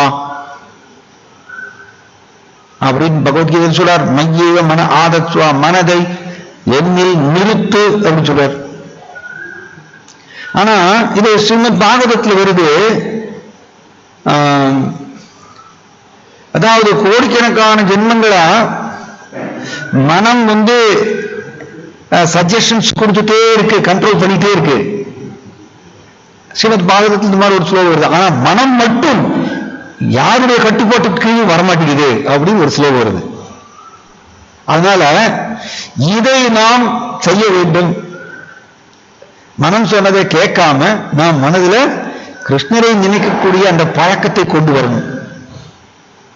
ஏன்னா பிரபுபாதர் சொல்றார், if one thinks of Krishna constantly, love for Krishna manifests within him automatically. Chaitanya சரித்தாமிரத்து இந்த மாதிரி பிரபுபாதர் எழுதியிருக்கார். இடைவிடாமல் ஒருத்தரை கிருஷ்ணரை நினைத்துக் கொண்டிருந்தால் அவருக்குள்ளே கிருஷ்ண பிரேமை தானாக உதயமாகும் பிரபுபாதர் சைத்தன்ய சரித்தாமிரத பொருளூரில் எழுதியிருக்கார். அப்ப கிருஷ்ணரை நினைப்பதுங்கிறது என்னுடைய ரோல், என்னுடைய பயிற்சி இது. நான் அதற்கு மனதை கட்டுப்படுத்த வேண்டும். இது மொத்த சாஸ்திரமும் இதேதான். ஆக்சுவலி நம்ம பக்தி ரசாமிர சிந்துல படிக்கிறோம். ஸ்மர்த்தவ்யகி சததம் விஷ்ணு விஸ்மார்த்தவ்யோ நிஜாதுசித். எப்பொழுதும் கிருஷ்ணரை நினைத்துக் கொண்டே இருக்க வேண்டும், ஒருபோதும் கிருஷ்ணரை மறக்கக்கூடாது. ஏன் இந்த மாதிரி சொல்லியிருக்கு? ஒரே உபதேசம் தான், ஏன் ரெண்டு விதமா சொல்லியிருக்கு? எப்பொழுதும் கிருஷ்ணரை நினைத்துக் கொண்டே இருக்க வேண்டும், ஒருபோதும் கிருஷ்ணரை மறக்கக்கூடாது. ஏன் அப்படின்னா ரெண்டாவது உபதேசம் ஏன் இந்த மாதிரி சொல்லியிருக்கு? ஒருபோதும் கிருஷ்ணரை மறக்கக்கூடாது.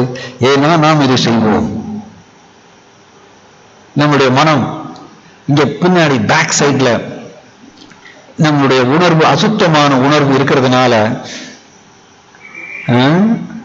அந்த உடல் கண்ணோட்டம் நிரம்பி இருக்கின்றது நம்முடைய உணர்வுல. அந்த அசுத்தமான உணர்வு மனம் கூட தொடர்பு கொள்ளும்போது மனதில் திரும்ப திரும்ப ஜட ரீதியான எண்ணங்கள் உருவாகிட்டே இருக்கும். ஆனால் அதை நம்ம மனம் சொன்னதை கேட்டு கேட்டு பழகியவர்கள், அதை செயல்படுத்தி பழகியவர்கள். அதனாலதான் இங்க ஒருபோது கிருஷ்ணரை மறக்கக்கூடாதுன்னு சொல்லிட்டார். சோ இந்த இரண்டாவது உபதேசம் உங்களுக்கு முக்கியம். சோ இந்த தீர்மானம் உங்களுக்கு வேணும். நாம் இதை பயிற்சி செய்தால் கிருஷ்ணர் எப்படின்னா கிருஷ்ணா சமோகம் சர்வபூதேஷு, கிருஷ்ணன் எல்லாருக்கும் சமமானவர். யார் தீவிரமா கிருஷ்ணரை நினைக்கக்கூடிய அந்த பயிற்சியை செய்கின்றாரோ அந்த பக்தருக்கு கிருஷ்ணன் பரிமாற்றம் செய்கின்றார், தன்னுடைய கருணையை வழங்குகின்றார். கிருஷ்ணர் அதற்கு பாரபட்சம் செய்வதில்லை. அது நம்மளுடைய பயிற்சி, நம்முடைய சுதந்திரம், நம்முடைய முடிவு. நான் உறுதியோடு மனதை கட்டுப்படுத்த வேண்டும். சோ இந்த மனம் சொன்னதை நான் கேட்க மாட்டேங்கிற அந்த ஒரு தீர்மானம் இல்லாம நாம் பயிற்சி செய்துக்கும் போது ஈஸியா விலகி போவதற்கு அதிக வாய்ப்பு உண்டு. ஏன்னா மனம் திடீர்னு ஏதாவது ஒரு ஐடியா கொடுக்கும். சோ இந்த ஒரு ரிஸ்க் நம்ம எப்பொழுதுமே ஜாக்கிரதையாக கவனிக்கணும். தேங்க்யூ. ஹரே கிருஷ்ணா. ஜாய் ஸ்ரீமத் பகவத்கீதா கி, பतित पावन श्रील प्रभुपाद की, नित्याय गौर प्रेमानंदे.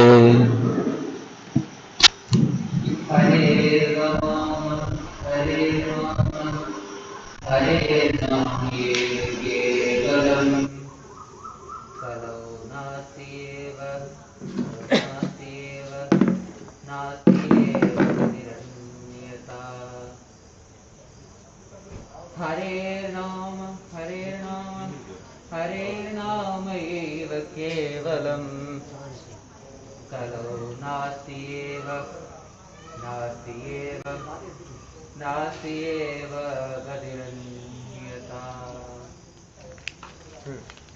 नमः ओं विष्णुपदाय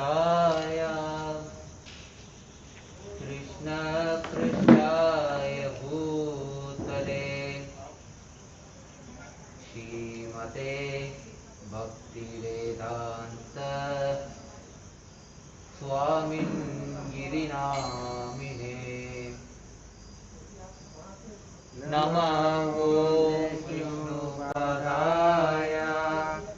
कृष्णपृष्ठाय भूतले श्रीमते भक्तिवेदान्त स्वामिनिधि नामिने। नमस्ते सरस्वती देवे गौरवाणी प्रचारिणे निर्विशेष शून्यवादी पाश्चात्यदेशतारिणे। नमस्ते सरस्वती देवे गौरवाणी प्रचारिणे निर्विशेष शून्यवादी पाश्चात्यदेशतारिणे। जय श्री कृष्ण चैतन्य प्रभु नित्यानंद श्री अद्वैता गदाधर शिवासादि गौर भक्त वृंदा। जय श्री कृष्ण चैतन्य प्रभु नित्यानंद श्री अद्वैता गदाधर शिवासादि गौर भक्त वृंदा। जय श्री कृष्ण चैतन्य प्रभु नित्यानंद श्री अद्वैता गदाधर शिवासादि गौर भक्त वृंदा। जय श्री कृष्ण चैतन्य प्रभु नित्यानंद श्री अद्वैता गदाधर शिवासादि गौर भक्त वृंदा। हरे कृष्णा कृष्णा कृष्णा हरे हरे हरे राम राम राम हरे हरे। हरे कृष्णा कृष्णा कृष्णा हरे हरे हरे राम राम राम हरे हरे। हरे कृष्णा कृष्णा कृष्णा हरे हरे हरे राम राम राम हरे हरे। हरे कृष्णा कृष्णा कृष्णा हरे हरे हरे राम राम राम हरे हरे। हरे कृष्णा कृष्णा कृष्णा हरे हरे हरे राम राम हरे हरे।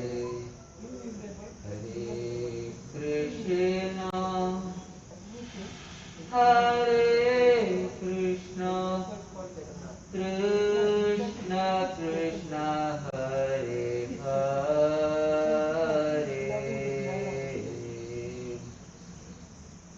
हरे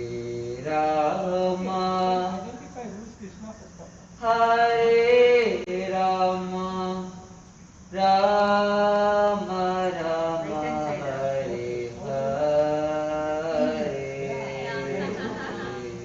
Ram Hare Hare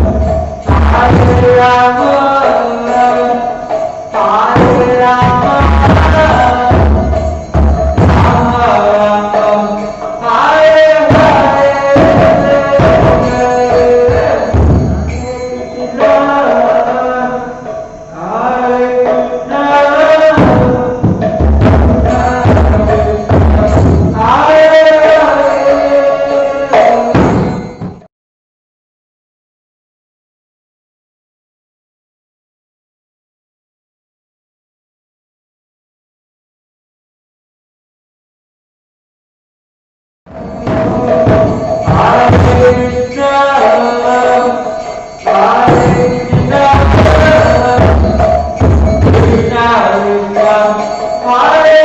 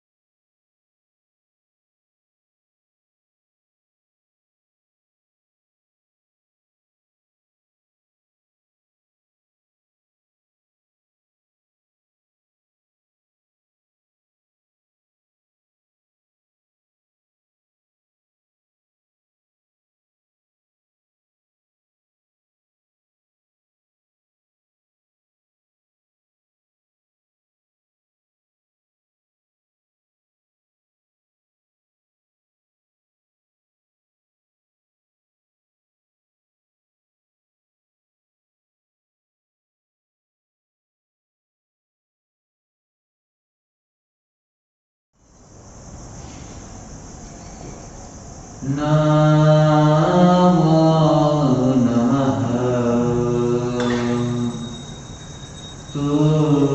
Tulasi Krishna Prayasi Namo Namaha Tulasi Krishna Prayasi Namo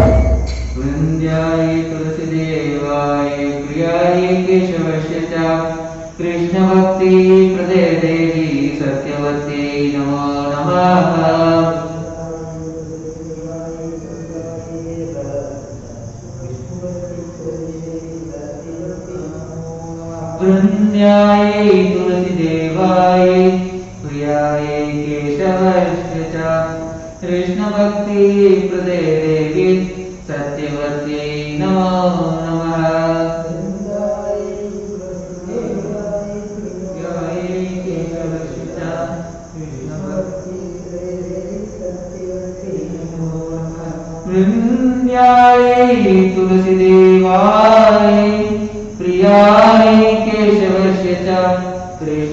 भक्ति प्रदे देवी सत्यवत्यै नमो नमः। देवाय प्रियाय सत्यवत्यै नमो नमः। वृंदे देवी तुलसी महारानी की, शील प्रभुपाद की, अन्नपूर्णी वैष्णव वृंद की, साई गौड़ प्रेमानंदे।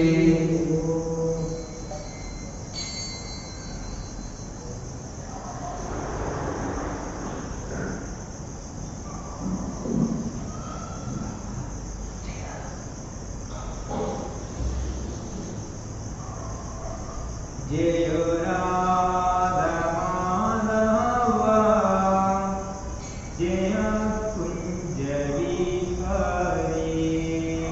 जय राधा माधव जय कुंज विहारी। जय गोपीजन वल्लभ जय गिरिवरधारी। जय गिरिवरधारी। जय गोपीजन वल्लभ जय गिरिवरधारी। जय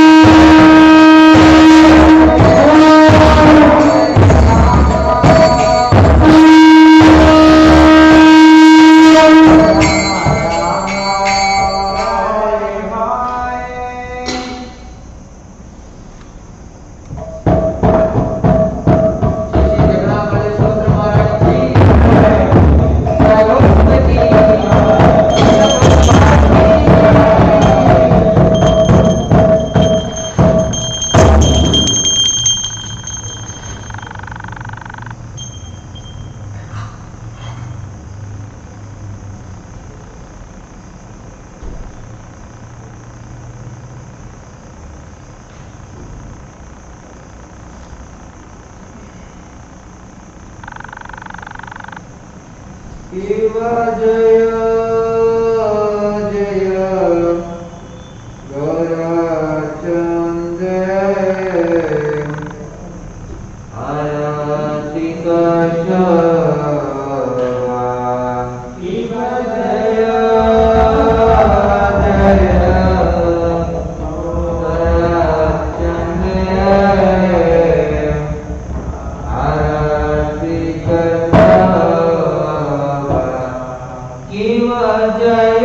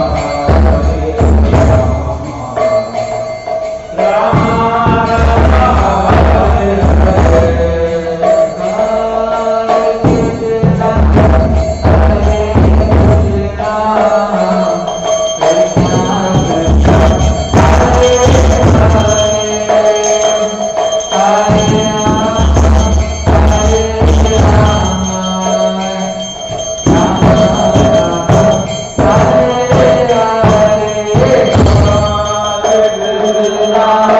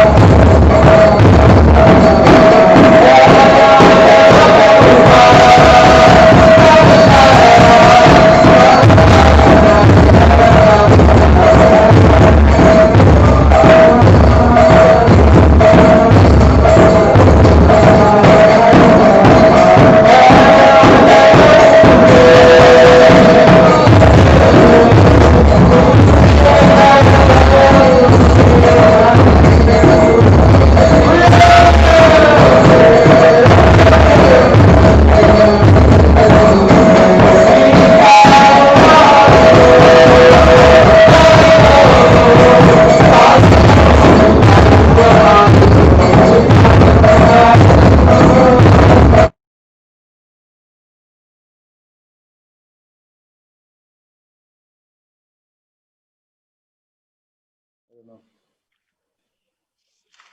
I think some line is lost. Oops, some printing mistake. Can somebody read that? Karunabdi Krishna Kumar, the translation? My translation stops with yajna sacrifice and it goes to purport. Translation: all living bodies subsist on food grains which are produced from rains. Rains are produced by performance of yajna, sacrifice, and yajna is born of prescribed duties. Okay, thank you. Yajna is born of prescribed duties. That's a missing sentence here. Purport: Srila Baladeva Vidya Bhushana, a great commentator on the Bhagavad Gita, writes as follows: Ye Indradi Angat. I will omit this chanting because it's very complicated and long. The Supreme Lord, who is known as the Yajna Purushaha, or the personal beneficiary of all sacrifices.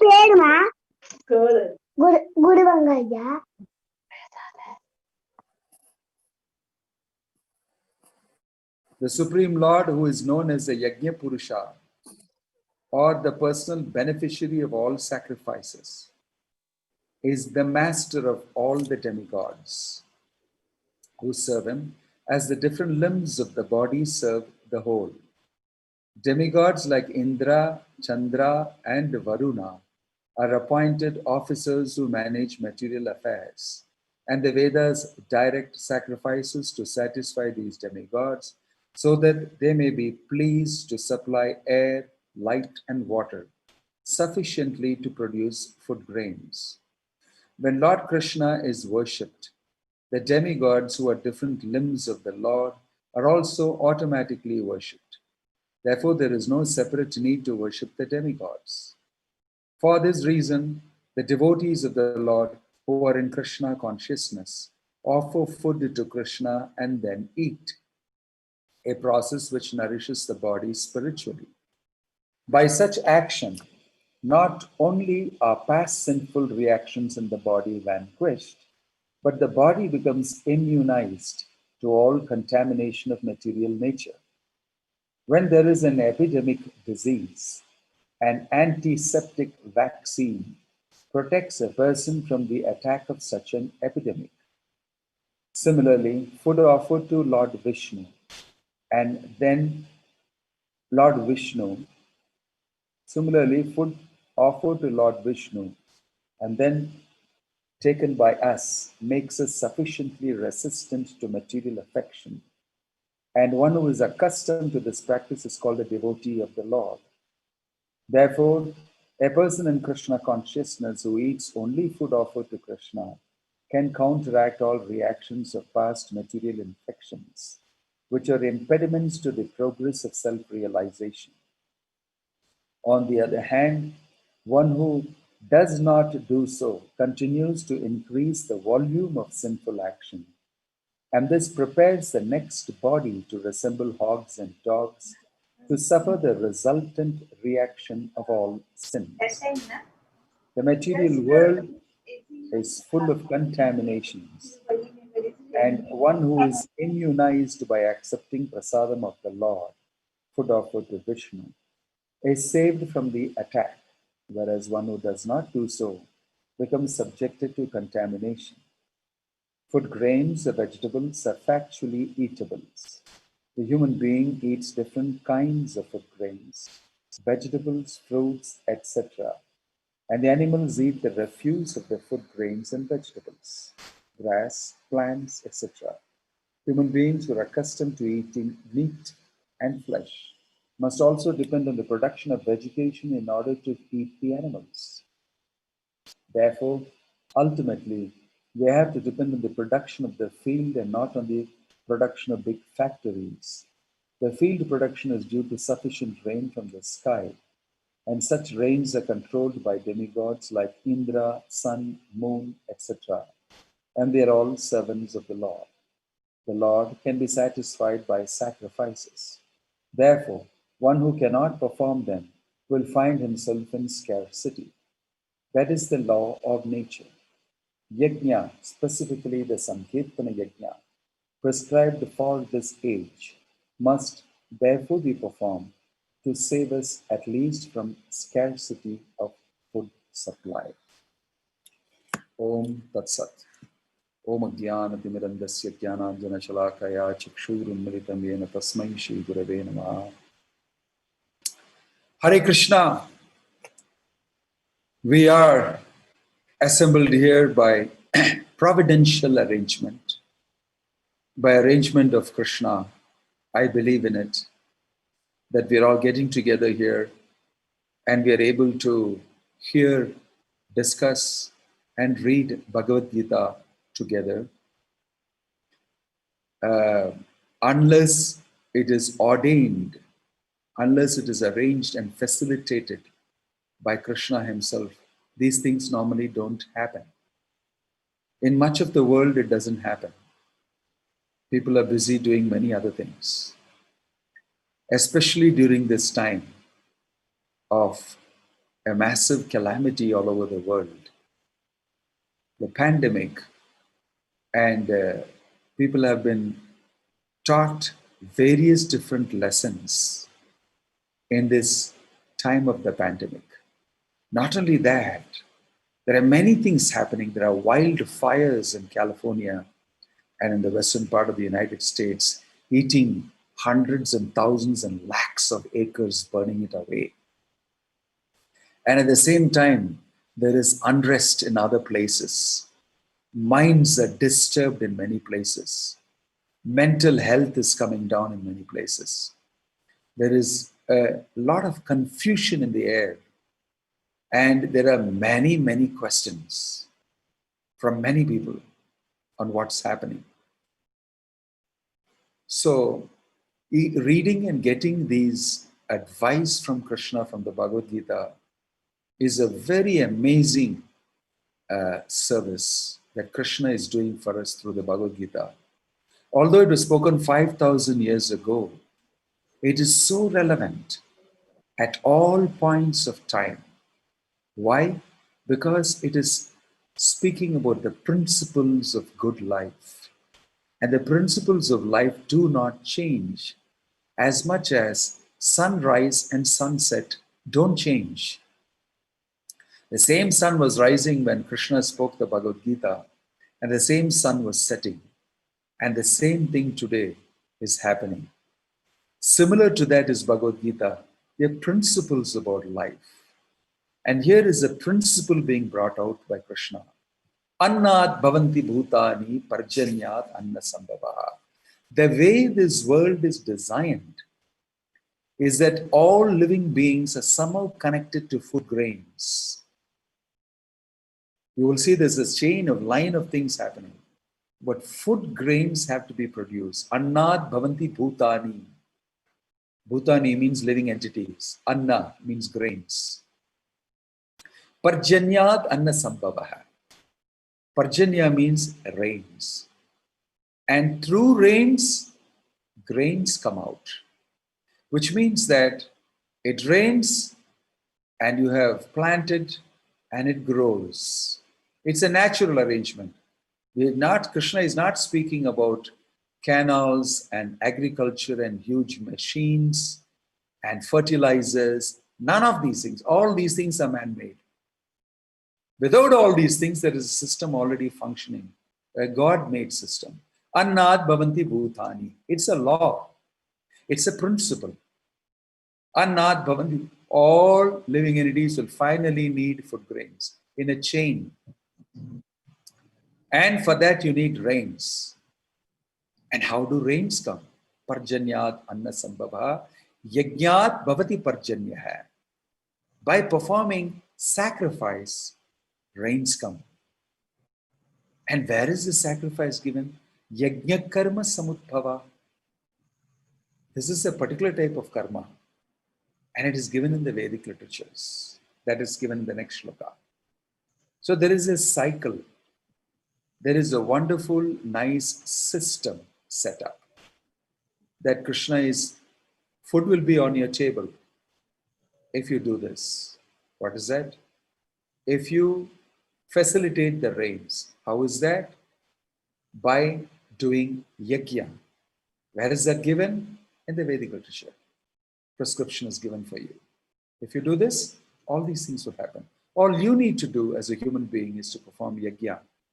If you perform yajna, rains will come, grains will grow, you will get food on your table, animals, and all of them will also get grains, leaves, there's everything. And the whole kingdom, animal kingdom, and all other living entities also will survive. Right? So the key is the human beings need to do yajna. What is the meaning of yajna? Parjanya means rains. Grains, we know, we are eating that every day. Human beings live on grains. Their body, their every aspect of their subtle body and their gross body, which means the gross body means the bones, the marrow, the skin, the ants, the legs, the digestive function, the reproductive function, the mobility, sight, senses, everything, this whole machinery requires as fuel grains. Annad bhavanti bhutani, we subsist on it. Right? That works. And also there's a subtle body, the mind, the intelligence, and all of that also becomes adjusted, the prana, everything gets adjusted. And why? So that you will be in good form, so that you will be at good peak performance, so that you'll be at your best version. You'll be at your best version. Now, when you don't do these things like this, you won't have your best version. You will be mentally sick. You will be disturbed. Your intelligence won't function properly. Your body will be subjected to various types of diseases. You'll have to rush to the hospital regularly, be under medication, and then from medication do this, many things. So the principle should be adhered to. It's not that without adhering to the principle, without knowing the principle, you live a life and you have a particular lifestyle, and that creates a disturbance in your physical body, in your mental health and everything. And then to patch up that, you do further things, and then to patch up that, you do further things and further things and further things. But if you follow this principle, you'll get the best version of yourself. Now, incidentally, talking about version of yourself, technology has progressed further. We were hearing for some time about artificial intelligence and our intelligence embedded into a machine learning, and then robots performing with software in it, algorithms written and tested and everything, and then operated. Machines performing like we do, almost, pretty good. Now there's another aspect to it. Why not we are making technology happen and putting some of our self into the machine? Why not put the machine into us? They call that transhumanism. They want to bring technology inside your body. So now you have people putting chips inside you. You can implant. It's called biohacking, right? And there are biohackers. I was sent a whole information on that. They're supposed to speak in some place about that. But in UK, you already have biohackers, and you can go to them and they will plant a whole small circuitry inside, and that can be used to do many, many different things.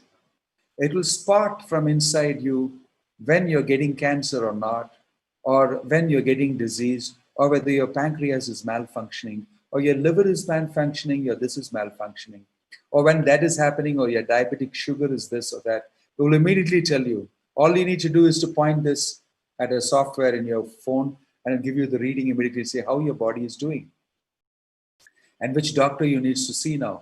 Do you need to test your blood? Do you need to do this? Some even implant for, my whole key of my car is inside. I don't have to carry my key, forget my key, I don't know where to replace it, I don't know this, that, everything. I just need to walk up to my car and show my finger like this, it's implanted, and boom, the car opens. So they call it H+. a version 2 of a human being. 2.0, human 2.0, second version, value added, actually technologically enabled. In this way, many functions in our body are slowly going to get added or functioning better, they think, with this type of technology in it. But all this, we will do many, many things like that and land up fully robotic and become a machine-like things. And there are other repercussions to this, but we won't talk about that much. But you know how that route goes. But here is a very simple way, organic way, understanding your original design. The designer of you is saying, Annat bhavanti bhutani parchanyat anna sambhavaha.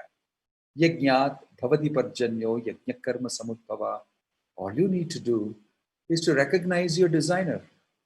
Person who designed this body, person who designed this mind, this intelligence, the situation, the world around you, is telling, this is the way this system works. And when you're inside this system, this is the way you should work. If you do anything else artificial, it doesn't fit in. And over a period of time, it creates different types of problems. Many, many different types of situations. So human society now can take this little simple advice. It's not that we should not have technology. We should have, but it's just that we should not let technology use you. You should use technology for furthering the real goal of human life. Bhagavad Gita tells you what is the goal of life. Why are you getting educated? Why are you working? And what is the purpose for it? And in the end, what you need and what you should achieve. According to that, if you reason, we'll say, yes, there is a place for technology. It doesn't have to get into my body. It doesn't have to be that I am technology dependent. It doesn't have to be the robot has to do anything for me and everything for me, and I have become disabled or unable. No, we use the full human potency, the full version of ourselves, naturally, organically, and in that way we remain full and complete, and it makes us very naturally, easily, comfortably oriented towards moving ahead in life, with no other side effects, with no other types of difficulties in any way whatsoever. So this simple cycle, designed by the Lord, designed for our welfare, says, perform sacrifice. And in those days, different ages, different types of sacrifice were placed at different times. So Satya Yuga, when the whole creation started, the type of sacrifice was sit down and meditate.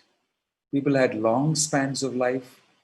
They were very sattvic, very pure, very, very nice lifestyle. It's the beginning. And so everything was fine.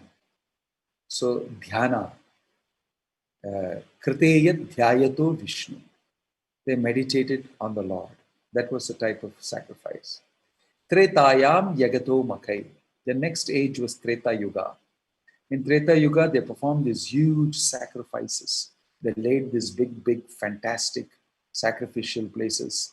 And they had this very, very capable priests, various different levels of priests. They would chant these Vedic mantras, and everything was done so nicely, the chanting, the ucharanam, the pronunciation, the intonation, and the offerings. Everything was so piously done with penances and everything that the Lord will become pleased and appear and give everything that they need. Tretayam yagato makai, dwaparye paricharyayam. In Dwapara Yuga, the Archa Vigraha, Murti of the Lord, the beautiful deity of the Lord, was worshipped as the main form of sacrifice in huge, wonderful temples that were built. Some of the remnants of those temples we can see nowadays. There's a fantastic, opulent, very, very rich atmosphere made by the kings who are very pious, and they built these beautiful temples. Even today, if you go to Brihadishwaran temple in Tanjavur, if you go to Srirangam temple in Srirangam, Trichy, if you go to any other of these Padmanabha Swami temple in Trivandrum, you will see these ancient temples, very solidly built with stone. And the architecture was so intricate, such wonderful engineering, and nice pathways, nice atmosphere created. And you will see inside the sanctum, the Supreme Lord situated very beautifully and decorated. And in those places, the Lord reciprocated with the devotees in his Archavigraha form. You know about Padmanabha Swami temple. I was for a long time doing a lot of activities there for our organization, preaching to people, teaching Gita and all that. I knew the king, Travancore king, very closely and their family members. And the Travancore king there is called Padmanabha Dasa. In the parampara of the kings, they had surrendered their crown to the king at his feet and said, "You are the actual king, my lord. We are simply your servants. If I occupy this position, it's only as a servant." They surrendered their wealth, everything to the Lord. And they all became known as Padmanabha Dasa after that. Padmanabha Dasa, and after that their names. Very pious, wonderful personalities. And this Padmanabha Swami has got a beautiful story itself. It's the Supreme Lord eternally situated there in Padmanabha temple. It's called Anantapuram, Ananda Aranya. It is mentioned in the scripture that the Lord eternally resides in Anandaranya, in this Thiruvananthapuram place. So there's a huge 18-foot long deity of the Lord. And it was covered with black, this thing, they thought it was black stone. But it seems many generations back, something had happened.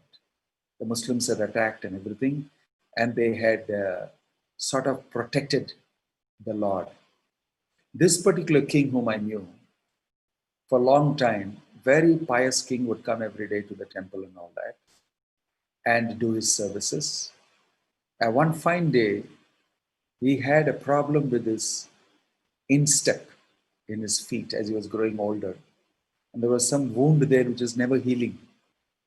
So he went to this Vaidyan, this physician, Ayurvedic physician. And for a long time he tried to heal it. It never healed for nearly 6 months, 1 year. So he said, "What is this? It's not healing." So he went to the astrologer also and asked him, and the physician together, and they had a big discussion. And then they took a prashna. And they said, "It's something to do with your service to Padmanabha. So why don't you," the astrologer and the priest and the family guru and all that said, "you should massage the instep of Padmanabha Swami." You know, his lotus feet is like that. If you got a very beautiful darshan, you can get. His lotus feet, golden lotus feet plated, is kept. And then he went and he did that every day. Applied some very nice medicated oils and scented oils and perfumes on his instep of the Lord.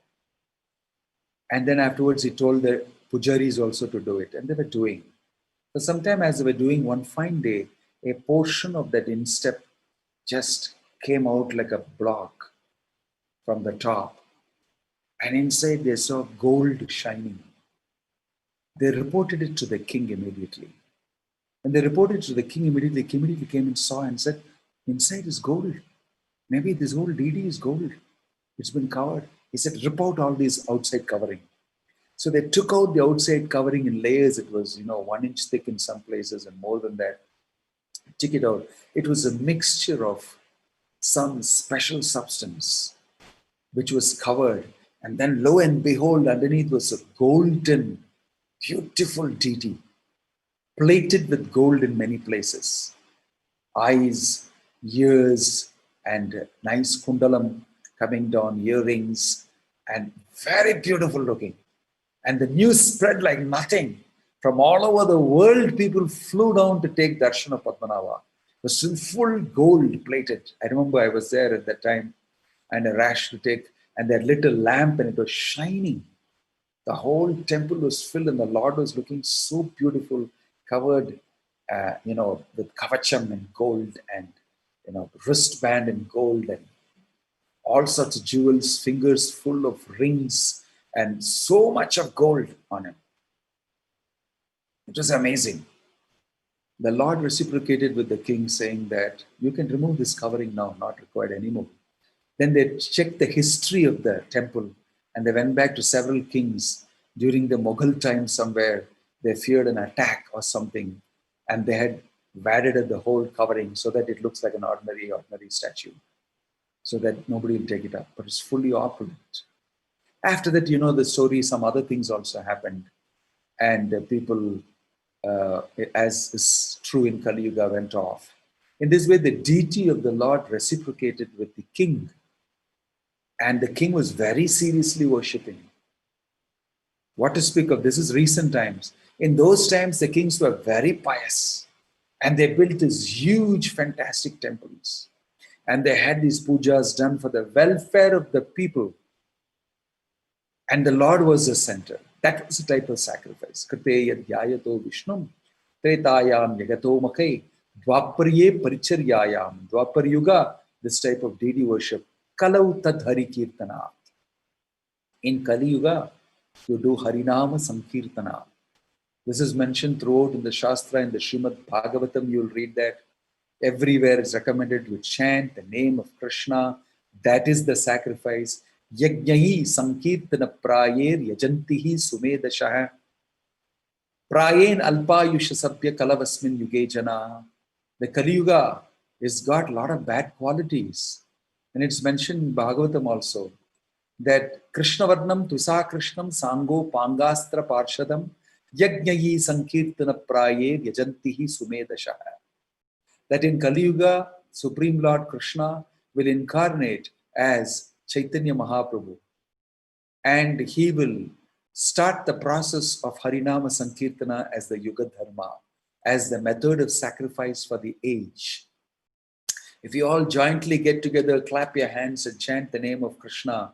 Hare Krishna, Krishna Krishna, Hare Hare, Hare Rama, Rama Rama, Hare Hare. In unison, all of us together, if we do that, like we can do now and show you. 1, 2, 3. Hare Krishna, Hare Krishna, Krishna Krishna, Hare Hare, Hare Rama, Rama, Hare Hare, Hare Krishna, Hare Krishna, Krishna, Hare Rama, Rama, Hare Hare, Hare Krishna, Hare Krishna, Hare Rama, Rama, Hare Krishna, Hare Krishna, Krishna, Hare Rama, Rama, Hare Hare. Thank you very much for joining. In this way, we are distanced and we are doing on a virtual media the chanting, but we often do this together. We do it in huge groups with mardanga and kartals, and even go on the streets and make everybody hear the holy name. This is the Yuga Dharma. This is what in this age we should do. 2 types of things you can do. You can privately sit and chant japa on beats. Hare Krishna, Krishna Krishna, Hare Hare, Hare Ram, Ram Ram, Hare Hare. Privately for yourself. Then when you join together with others, loudly you can chant so that the atmosphere is filled with this vibration, this transcendental vibration of the holy name of the Lord. It purifies the atmosphere. The Lord becomes very pleased at anybody who performs Harinama Sankirtana in Kali Yuga. Either by japa or by loud chanting. By loud chanting makes you instantly feel very happy and high. Right? You can try this out and you will see it happens. Even within your family members, you can clap your hands like this and chant in front of the Lord. If you have a small picture of the Lord, even if you don't have a picture of the Lord, you can chant. You will see it instantly elevates you. This is the Yuga Dharma for this age. This is the Yajnayi Sankirtana Prayer Yajantihi Sumedashaha. Yajna for this age is Sankirtan. Yajnayi Sankirtana Prayer Yajantihi Sumedasha. Yajanti means worship. One who worships the Lord like this by doing Harinama Sankirtana in this age of Kali, he is Sumedasha, Medhavi. we know is very intelligent. Sumedha means he is super intelligent if he does that in Kali Yuga. He becomes super intelligent. He becomes a person who is very wise. All these things are mentioned in the Bhagavatam. So in this age, if you do Harinama Sankirtana, rains will come. If rains come, grains will grow. If grains grow, we will have plenty of food. We'll have plenty of food. This is a natural arrangement done by the Lord. It is not really necessary to have an artificial arrangement, to go to work every day, to work very hard. Some people work 16 hours a day, 14 hours a day, earn some money, and then take that money, go to the shop and buy vegetables and grains with that money. Because it grows on the ground. Anybody can grow it with a patch of land. Why is it that we are going to work? And we find it very difficult to work also. We stay away from our family, away from our children, away from other things, spend long hours there, and we bring money. And with money, anyway, we buy vegetables, grains, go to the mall, go to this place, go to the vegetable shop, go to the grocery, and then we bring all these things and cook at home. So what Bhagavad Gita's wisdom is telling us, why don't you just grow it in your own land? Rain is coming, grow it in your own land. And if you want to add some water, you add it. And you will see that you have your own food coming out of your own place. If you keep a cow and you can look after the cow, cow is a mother. Earth is also a mother. Both of them are mothers. There are 7 types of mothers. Atmamata, Gurur Patni, Brahmani, Rajapatnika, Dhenur, Dhatri, Tata, Prithvi, Saptaita, Matriha Smrita. 7 types of mothers you have, not only your biological mother. Vedic culture teaches us that we have 7 types of mothers. One is your biological mother who gave you the body, Atma Mata. Your Guru's Patni is also your mother, Gurur Patni. Brahmani, the Brahmana's wife is your mother. She is pious lady. She comes along with her husband to do all the different types of rituals. Brahmani. Rajapatnika, the queen's wife, the king's wife, the queen. She is also to be respected like your mother. Dhenu, the cow. Dhatri, the nurse who looks after you. She is also like your mother. Prithvi, the earth, is also your mother. 7 mothers are listed. And Vedic society was so wonderful. All these mothers will look after you and shower affection on you. Earth is a mother. When we have a personalized way of looking at these things, life becomes so wonderful. It becomes full of relationships. I have a relationship with nature. I have a relationship with the earth, mother. I have a relationship with the cow. I have a relationship with my guru's wife. I have a relationship with mother with the queen. And they are also conscious about that. The queen plays that role of a mother. And when you go and she meets you, she will offer herself like that to you. And human society was filled with these wonderful relationships. Everybody had this relationship. So why not take advantage of that? Earth is your mother. If you plant a seed, instantly she will give all the nutrients for that, germinate it, and give all the minerals required, and blow. Wonderful plant will grow. Give you grains, give you fruits, give you flowers. Ask for whatever you want. It comes like magic out of the ground. It's a factory. It doesn't require industrialization. It's already existing factory. All you need to do is to plant one seed. Lo and behold, what magic it is. Just you plant a seed and you can get fruits, you can get grains, you can get vegetables, you can name it, you can get anything you want. So that is the system being spoken about. We don't need to artificially create a parallel system and struggle with it. Try to manage it. Patch it up with other things, this problem, that problem. Patches and everything tears apart. The natural thing to do. That's why many people now who understand this, not only in India, In India, maybe it's lesser. But in the Western world, they find this highly logical. Why should I do that? Why don't I cultivate from the land? Why don't I respect the cow? So in many places, they are making their own food. It's natural, free from fertilizers, free from pesticides, free from pollution. And I become strong. My children become very strong.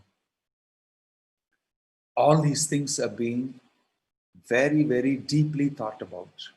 There is a design in human society already made by the Supreme Lord. All we need is to follow that. Then we can have a very simple, easy, comfortable life. We don't need to artificially do this thing. And human life will not be filled with this type of pandemics, this type of disastrous situations. Like Prabhupada says here, simply by taking the food out of the earth, clean it up and make wonderful dishes, offer to the Lord and eat prasadam. That prasadam, which is offered in sacrifice, yajñasishta sinasanto muchinte sarvakil vishay, bhunjate te tu magam papam ye pachanti atmakaranat. This is the meaning of civilized human being. He factors God into his life. He hears the instructions given by God. He follows those instructions. And his life becomes sublime. So this simple system that Krishna is saying, one shloka, annad bhavanti bhutani pachanyadana sambhava, the design is that everybody needs grains. And grains will come in this way, my dear Arjuna. If people follow this, there is no problem for food. There's no problem for food. India was like this only. Before the Mughals came, the Britishers came. So primarily based on agriculture. Agriculture is not some third-class, low-class occupation. It's the most sensible thing to do because directly you get food. And that's what we are all anxious about. If everybody gets their food, everything was in plenty. There was no beggar to be seen when the Britishers came. It is written in the minutes of Macaulay that I don't see any beggar here. Because it's very common to find food everywhere. Everybody had silos of grains. And everybody will go to everybody's house and there's plenty to eat. Fruits, grains, vegetables, and so many wonderful things prepared out of the grains and vegetables and fruits, medicines from herbs, that there's anything you want from everybody's house. And everybody would go to different houses and eat every day. It doesn't matter. Everybody was giving almost the same things, better things here. Kids will go here, there, and eat all over the place in the village. They'll go for a picnic here. You bring there. Nobody goes hungry. There is too much food stuff. Nobody can go hungry at all. There is no export. There is no hoarding. There is no money making. It's just meant for people. So when they came, they found, what a civilization. Amazing. They don't need us, actually. They don't even need us. They got food. They got their culture. They're very happy. Everything is in plentiful. That's the civilization that was systematically torn apart. That culture was spoiled. With a plan, the Britishers did that. They said we should simply finish the backbone of the civilization, that is their Vedic culture. Tear it apart. Make them dependent on artificial things that we give. Give them industrialization. Give them schools. Give them the railways. Give them this. Turn their whole thing dependent towards this. Then only we can make money out of them. Economy. They introduced tea. Even tea they were not drinking before. When the Britishers came only, the tea came in. All these things are artificial. But people were extremely happy, free from disease. Because this is what they followed very naturally. And very easily they were happy, no worry, nothing much. Rains will come, grains will come, we'll have plenty to eat, have plenty of free time to spend with my family members, with my friends. I do my yajna, my karma, my worship of the Lord. I have a lot of time. That's how human life should be. Relaxed, plenty of time to think about what Krishna said in Bhagavad Gita. Perform your sacrifice, be happy. So the same model is available now. Gradually, if we can change it, this is the mission of Bhaktivedanta Swami Srila Prabhupada. He started the International Society for Krishna Consciousness. He said, I'm here to teach people the Vedic way of life. Simple living, high thinking. Live very intelligently, smartly. Cultivate food and live peacefully, happily. Smart living with everything that nature gives us. Spend your time talking about Bhagavad Gita, discussing the Bhagavad Gita, discussing about the law and everything. There's no great economy or anything actually required to develop. Unfortunately, we cannot do this in full steam now. So, in a compromised way, whatever we can do. You can simplify your life where you are and follow these principles. How? You can cook your food, offer it to the Lord. Prabhupada says here, it is a vaccine for the epidemic. The epidemic disease needs a vaccine, Prabhupada says here. Same way, we have an epidemic in this material world now. It's of a different epidemic. It's a constant pandemic. Forgetfulness of God is a pandemic that's been, long time there. And that pandemic can be cured by Harinam chanting and eating prasadam. You bring your food home, you cook it, you offer it to the Lord. My dear Lord, you are the original supplier of these grains, fruits, vegetables. I have made these nice, tasty offerings for you, with you in my mind. Please accept them. And you offer it to the Lord on a nice plate separately meant for the Lord. You chant a little mantra we can teach you. And you will see that you can take that prasadam and you can see your consciousness is changing. You're becoming more peaceful.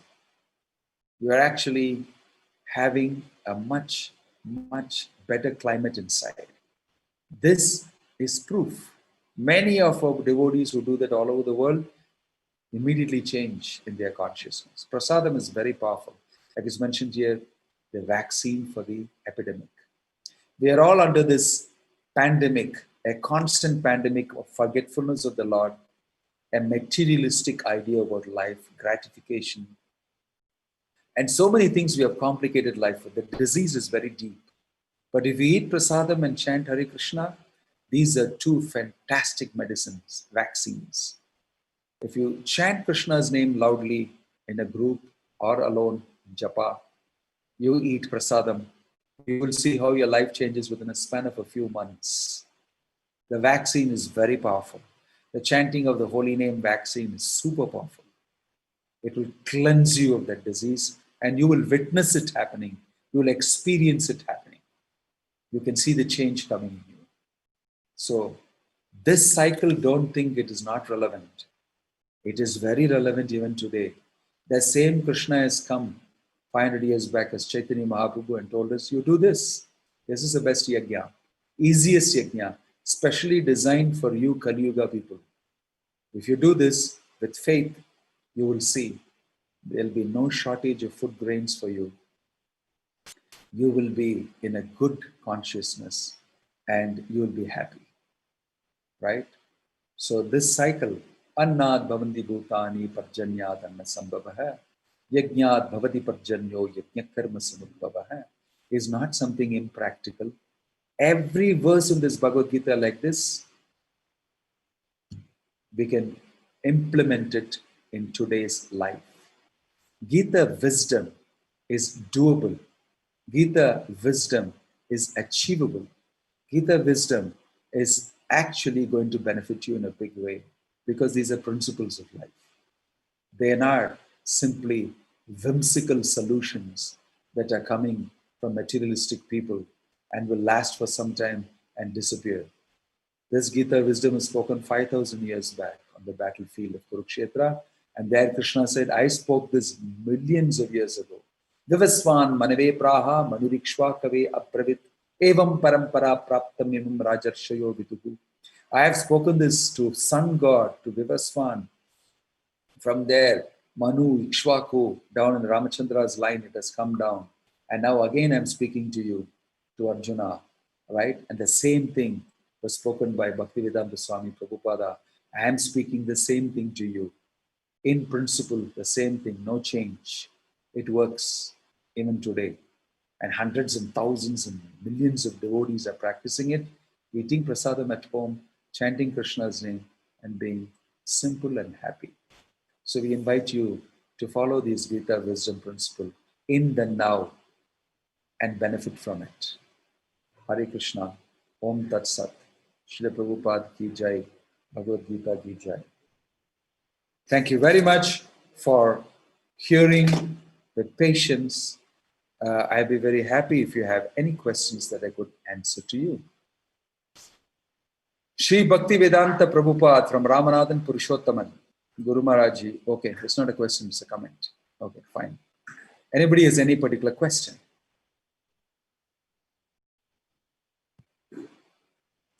Anjana T. Maharaj, in earlier yugas, yajna was performed and results was obtained.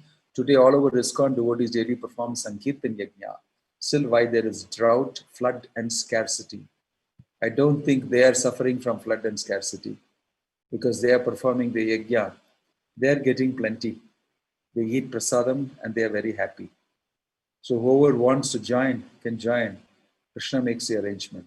For those who are not doing this, specifically because they don't believe in God and they don't believe in the instructions given by God in Bhagavad Gita, for them somehow there is not supply coming properly.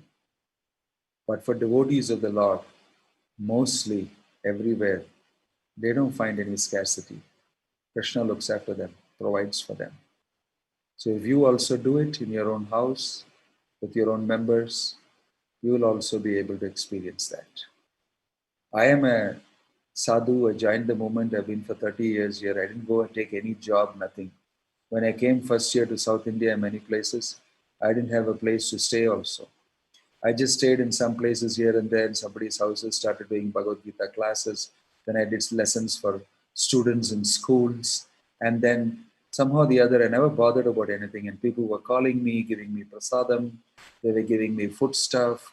They were, I could always see that Krishna is sending things for me. He's sending me clothes. He's sending me whatever I need. A vehicle, here it is. Why? Because he is speaking my word. I could directly see it's Krishna's arrangement. I have experience of it. I never went to any job. I didn't have any business.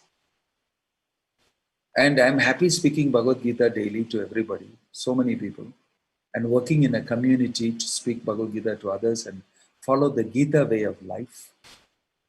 And we have established a huge community of people. All this came from different types of devotees who wanted to give, because you're doing what Krishna is saying.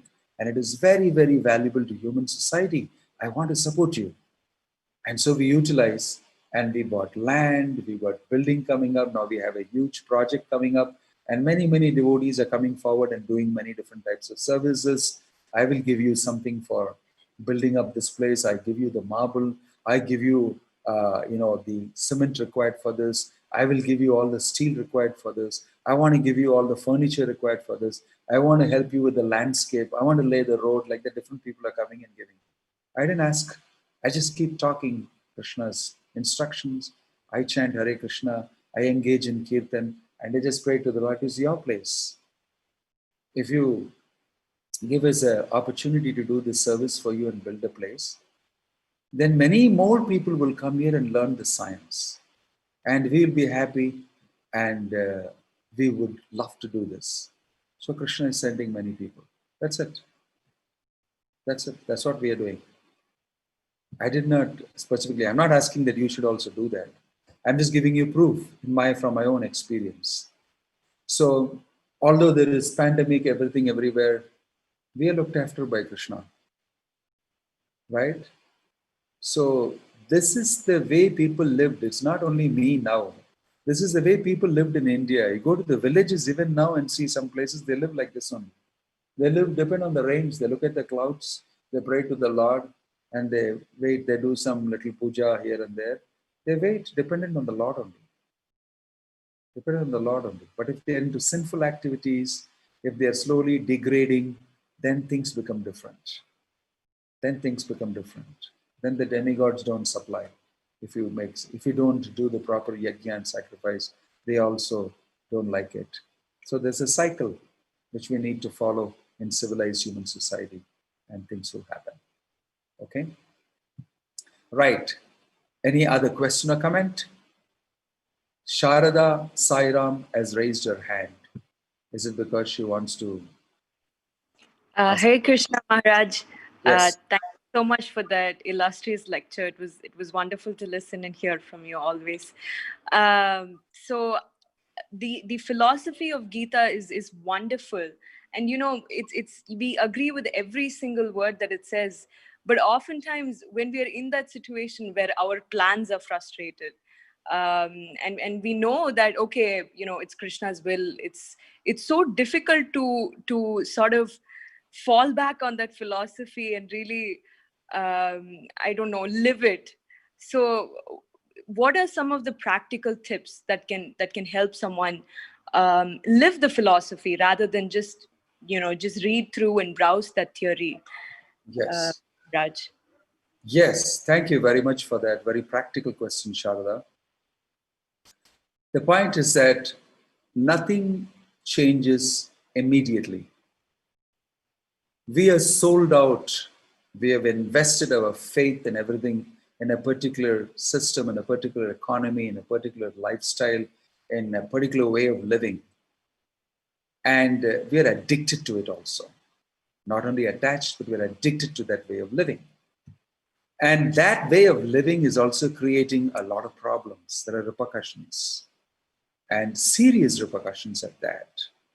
And people are wondering, where did we go wrong?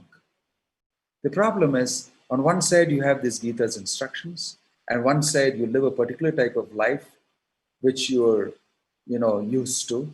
And here is a model that's been given to you from Bhagavad Gita, and you try to follow it to some extent, at least instruction-wise, like you're saying, I read the theory of it, but how is it possible to fall back on this in difficult times? There are two things. You don't have to do it all alone. You're not supposed to do it all alone.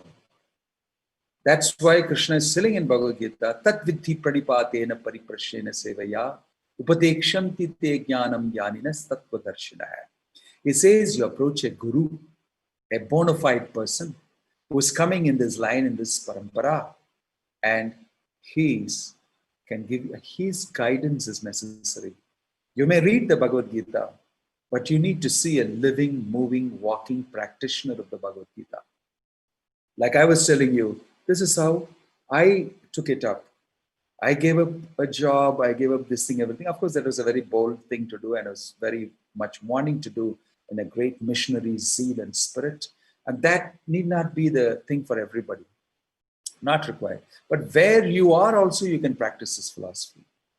I am just a full-time practitioner of this and a preacher of this, etc. But different people like you may be in different situations. You're grahastini, you have children, you have husband, you have family members, you have parents and everything together. I agree. It's not that, flatly we should apply it. Number one, it takes a little time to gradually make the change, gradually develop faith in this model. As little by little, as you make changes, you'll see that it's possible. It works, and you develop confidence, and you adopt more and more of these changes. That's number one. Number two, you get guidance from a guru, guidance from a devotee, guidance from a practitioner of it. That will make things easier and more practical. And when you have a difficult situation, then you know that this will also pass. This situation will also pass. Why? Because I depend on the Lord, and what best I can do, I would do. And that will pass, and you'll see that you'll be back in that good situation of depending on the Lord. So situations come to us. That's one thing. Your particular question is to do with a situation comes in which is difficult, how to fall back on this. Otherwise, it's easy for me to manage and depend and feel full faith in the instructions of Krishna, because not much of a commitment from my side is really required as an investment. true. You'll be tested. Fine. And those tests, Krishna also gives you the strength to overcome it if you depend on him. Matchitta matgatta prana modayanta parasparam. Not only that, Krishna says that Matchitta sarvadurgani matprasadat tarishyasi atachetvam ahankara na soshyasi vinangshasi. If you think of me, keep me in your consciousness and stay connected to me, then Matchitta sarvadurgani matprasadat tarishyasi. All types of difficulties and obstacles that come in front of you, mat prasadat tarishasi, by my mercy, you will cross them. It's not he's saying that it will not come to you. That is too idealistic and utopian to think that. It will come to you. You apply these principles, depend on me, and you will see that will pass. You'll be able to cross over it by my grace. So this is the method. There is no, zap. Some mantra I can tell you, zap, and then everything becomes all right. This is dependable, doable, and connectable, because Krishna promises this. Okay? And this is what we're teaching you. Right. Thank you so much. I'm not giving you a in the clouds answer, something too idealistic, or, Akasha Kushma, like they say, flowers in the sky. But this is actually what Krishna said. This is what actually the Pandavas did.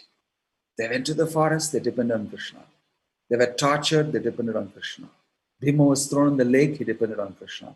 Draupadi was getting destroyed, she depended on Krishna. And they all came out successful. So this material world is full of problems. You cannot have a clean world without problems. It's meant for this.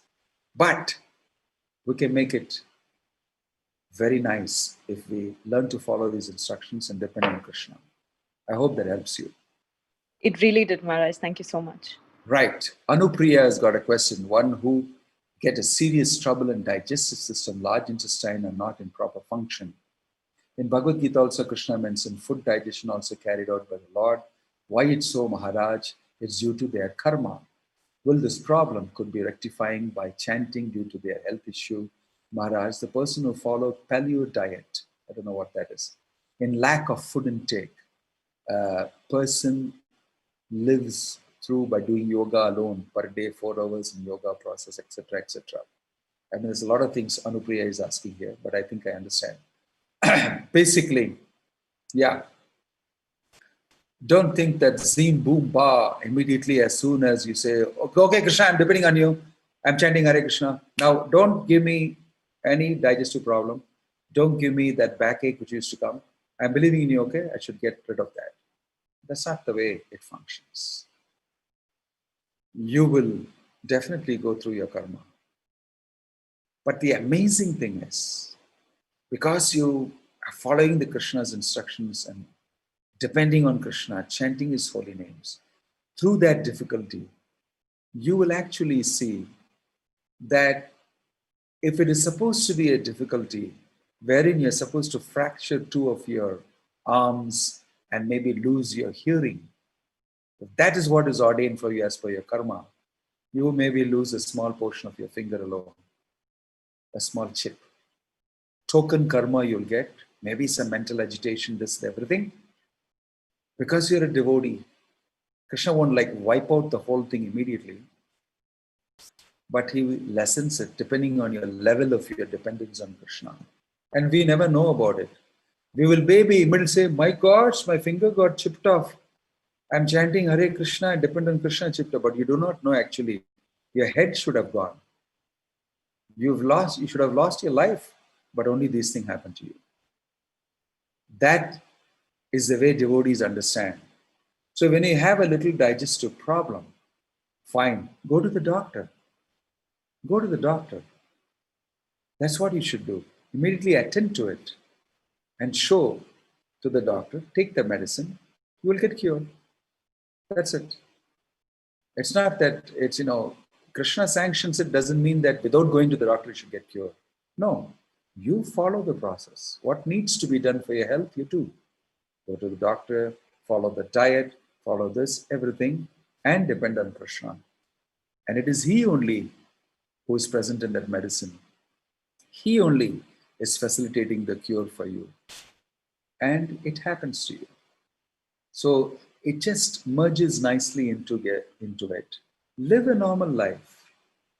Add and factor Krishna into it. And many things happen to you which you may not even know. But you will feel comfortable and safe. And many times Krishna will make you know that this is happening because I am interfering in this way. And courses will be changed. This will have an experience. So continue to chant Hare Krishna. And we are not chanting Hare Krishna and becoming devotees of the Lord to get rid of material problems or health problems alone. We are asking something much greater from the Lord. Like Kulashekara Alva prayed. I don't want to ask you for any of these things, my Lord, because that will come by my karma anyway. There's no point asking you. What I want to ask you is what you can really give me is devotion. Because once I have devotion, none of these things can touch me. And you can give that to me. So my prayer is not for relieving me from my backache and from my digestive problem and everything. That's part of life. As long as I got this material body, something will keep going wrong with it. What's the use of praying for it? It's defunct from the beginning. It's better I pray to you for your shelter, for pure devotion to you, and to want to be your bhakta. Then you'll see automatically Krishna will take care of everything else. When Sudama went to Krishna, his wife sent him and said, you must go and ask for this. He was not even remembering to ask. He was so happy seeing Krishna and so happy having to get his opportunity. And he came back. Krishna had already given a mansion to him, even without him asking. Even without him asking. So these things we don't ask. We ask something far, far more valuable. Why ask for all this small, cheap stuff? You should know what to ask. And because you should know what he can give, that is what Bhagavad Gita is telling us. So automatically these things will be taken care of for a devotee. That is his faith. Okay? Alagu Ramya, we read that Krishna's parents are eternal. And we also read they were Prishni Sutapa and Kashyapa Atiti Vasudeva Devaki. How to understand this, Maharaj? Why? Krishna's parents are eternal because he is eternal. He is eternal.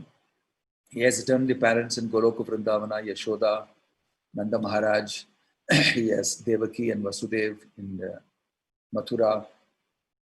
So, just like you and me, Krishna also has got a house. He has got his own place, Goloka. He's got his own friends, cowherd boys. He's got his pet animals, cows. He fools around with the girls there a little bit, the gopis. All these things he does. But the flavor, the taste and the experience is very rich, filled with devotion and bhakti, right? So all these things are true. Krishna is eternal, his parents are eternal, his pastimes are eternal. Everything about him is eternal because he is absolute and he is eternal. And if we associate with him, we also get transposed into that eternal realm. And we also achieve our eternal position in relation with him. We also have an eternal relationship with Krishna. We can achieve that. This is Krishna's teachings. Okay? Right. He is the origin of everything. Yeah. He is the origin of everything.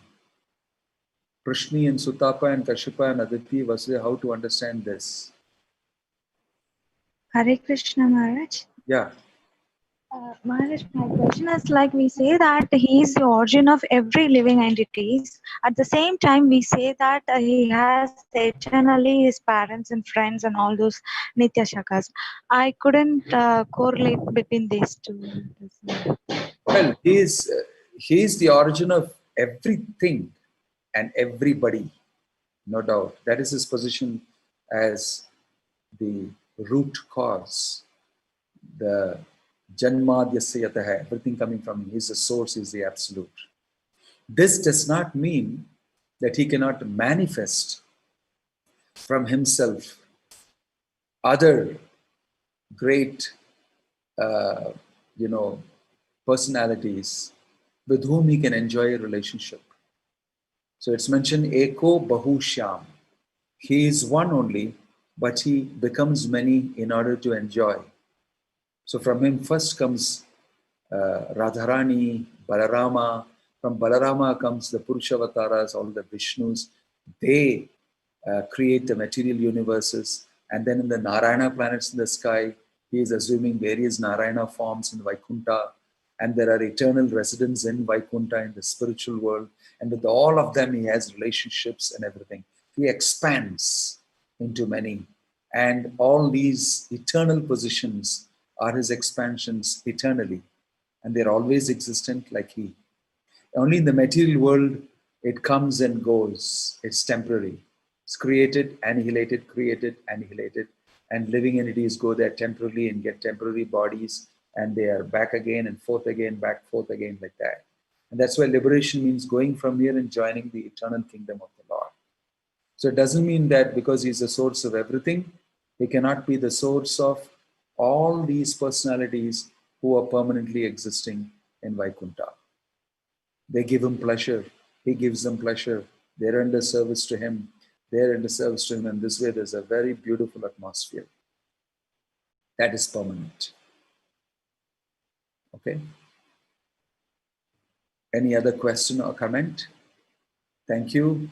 Hare Krishna. Srila Prabhupada ki. Have a wonderful day, wonderful night with sweet dreams of Krishna. Hare Krishna. Thank you, Maharaj. Hare Krishna. Hare Krishna. Thank you, Maharaj. Thank you, Maharaj. Hare Krishna, Maharaj. Hare Krishna, Maharaj. Thank you, Maharaj. Maharaj. Hare Krishna.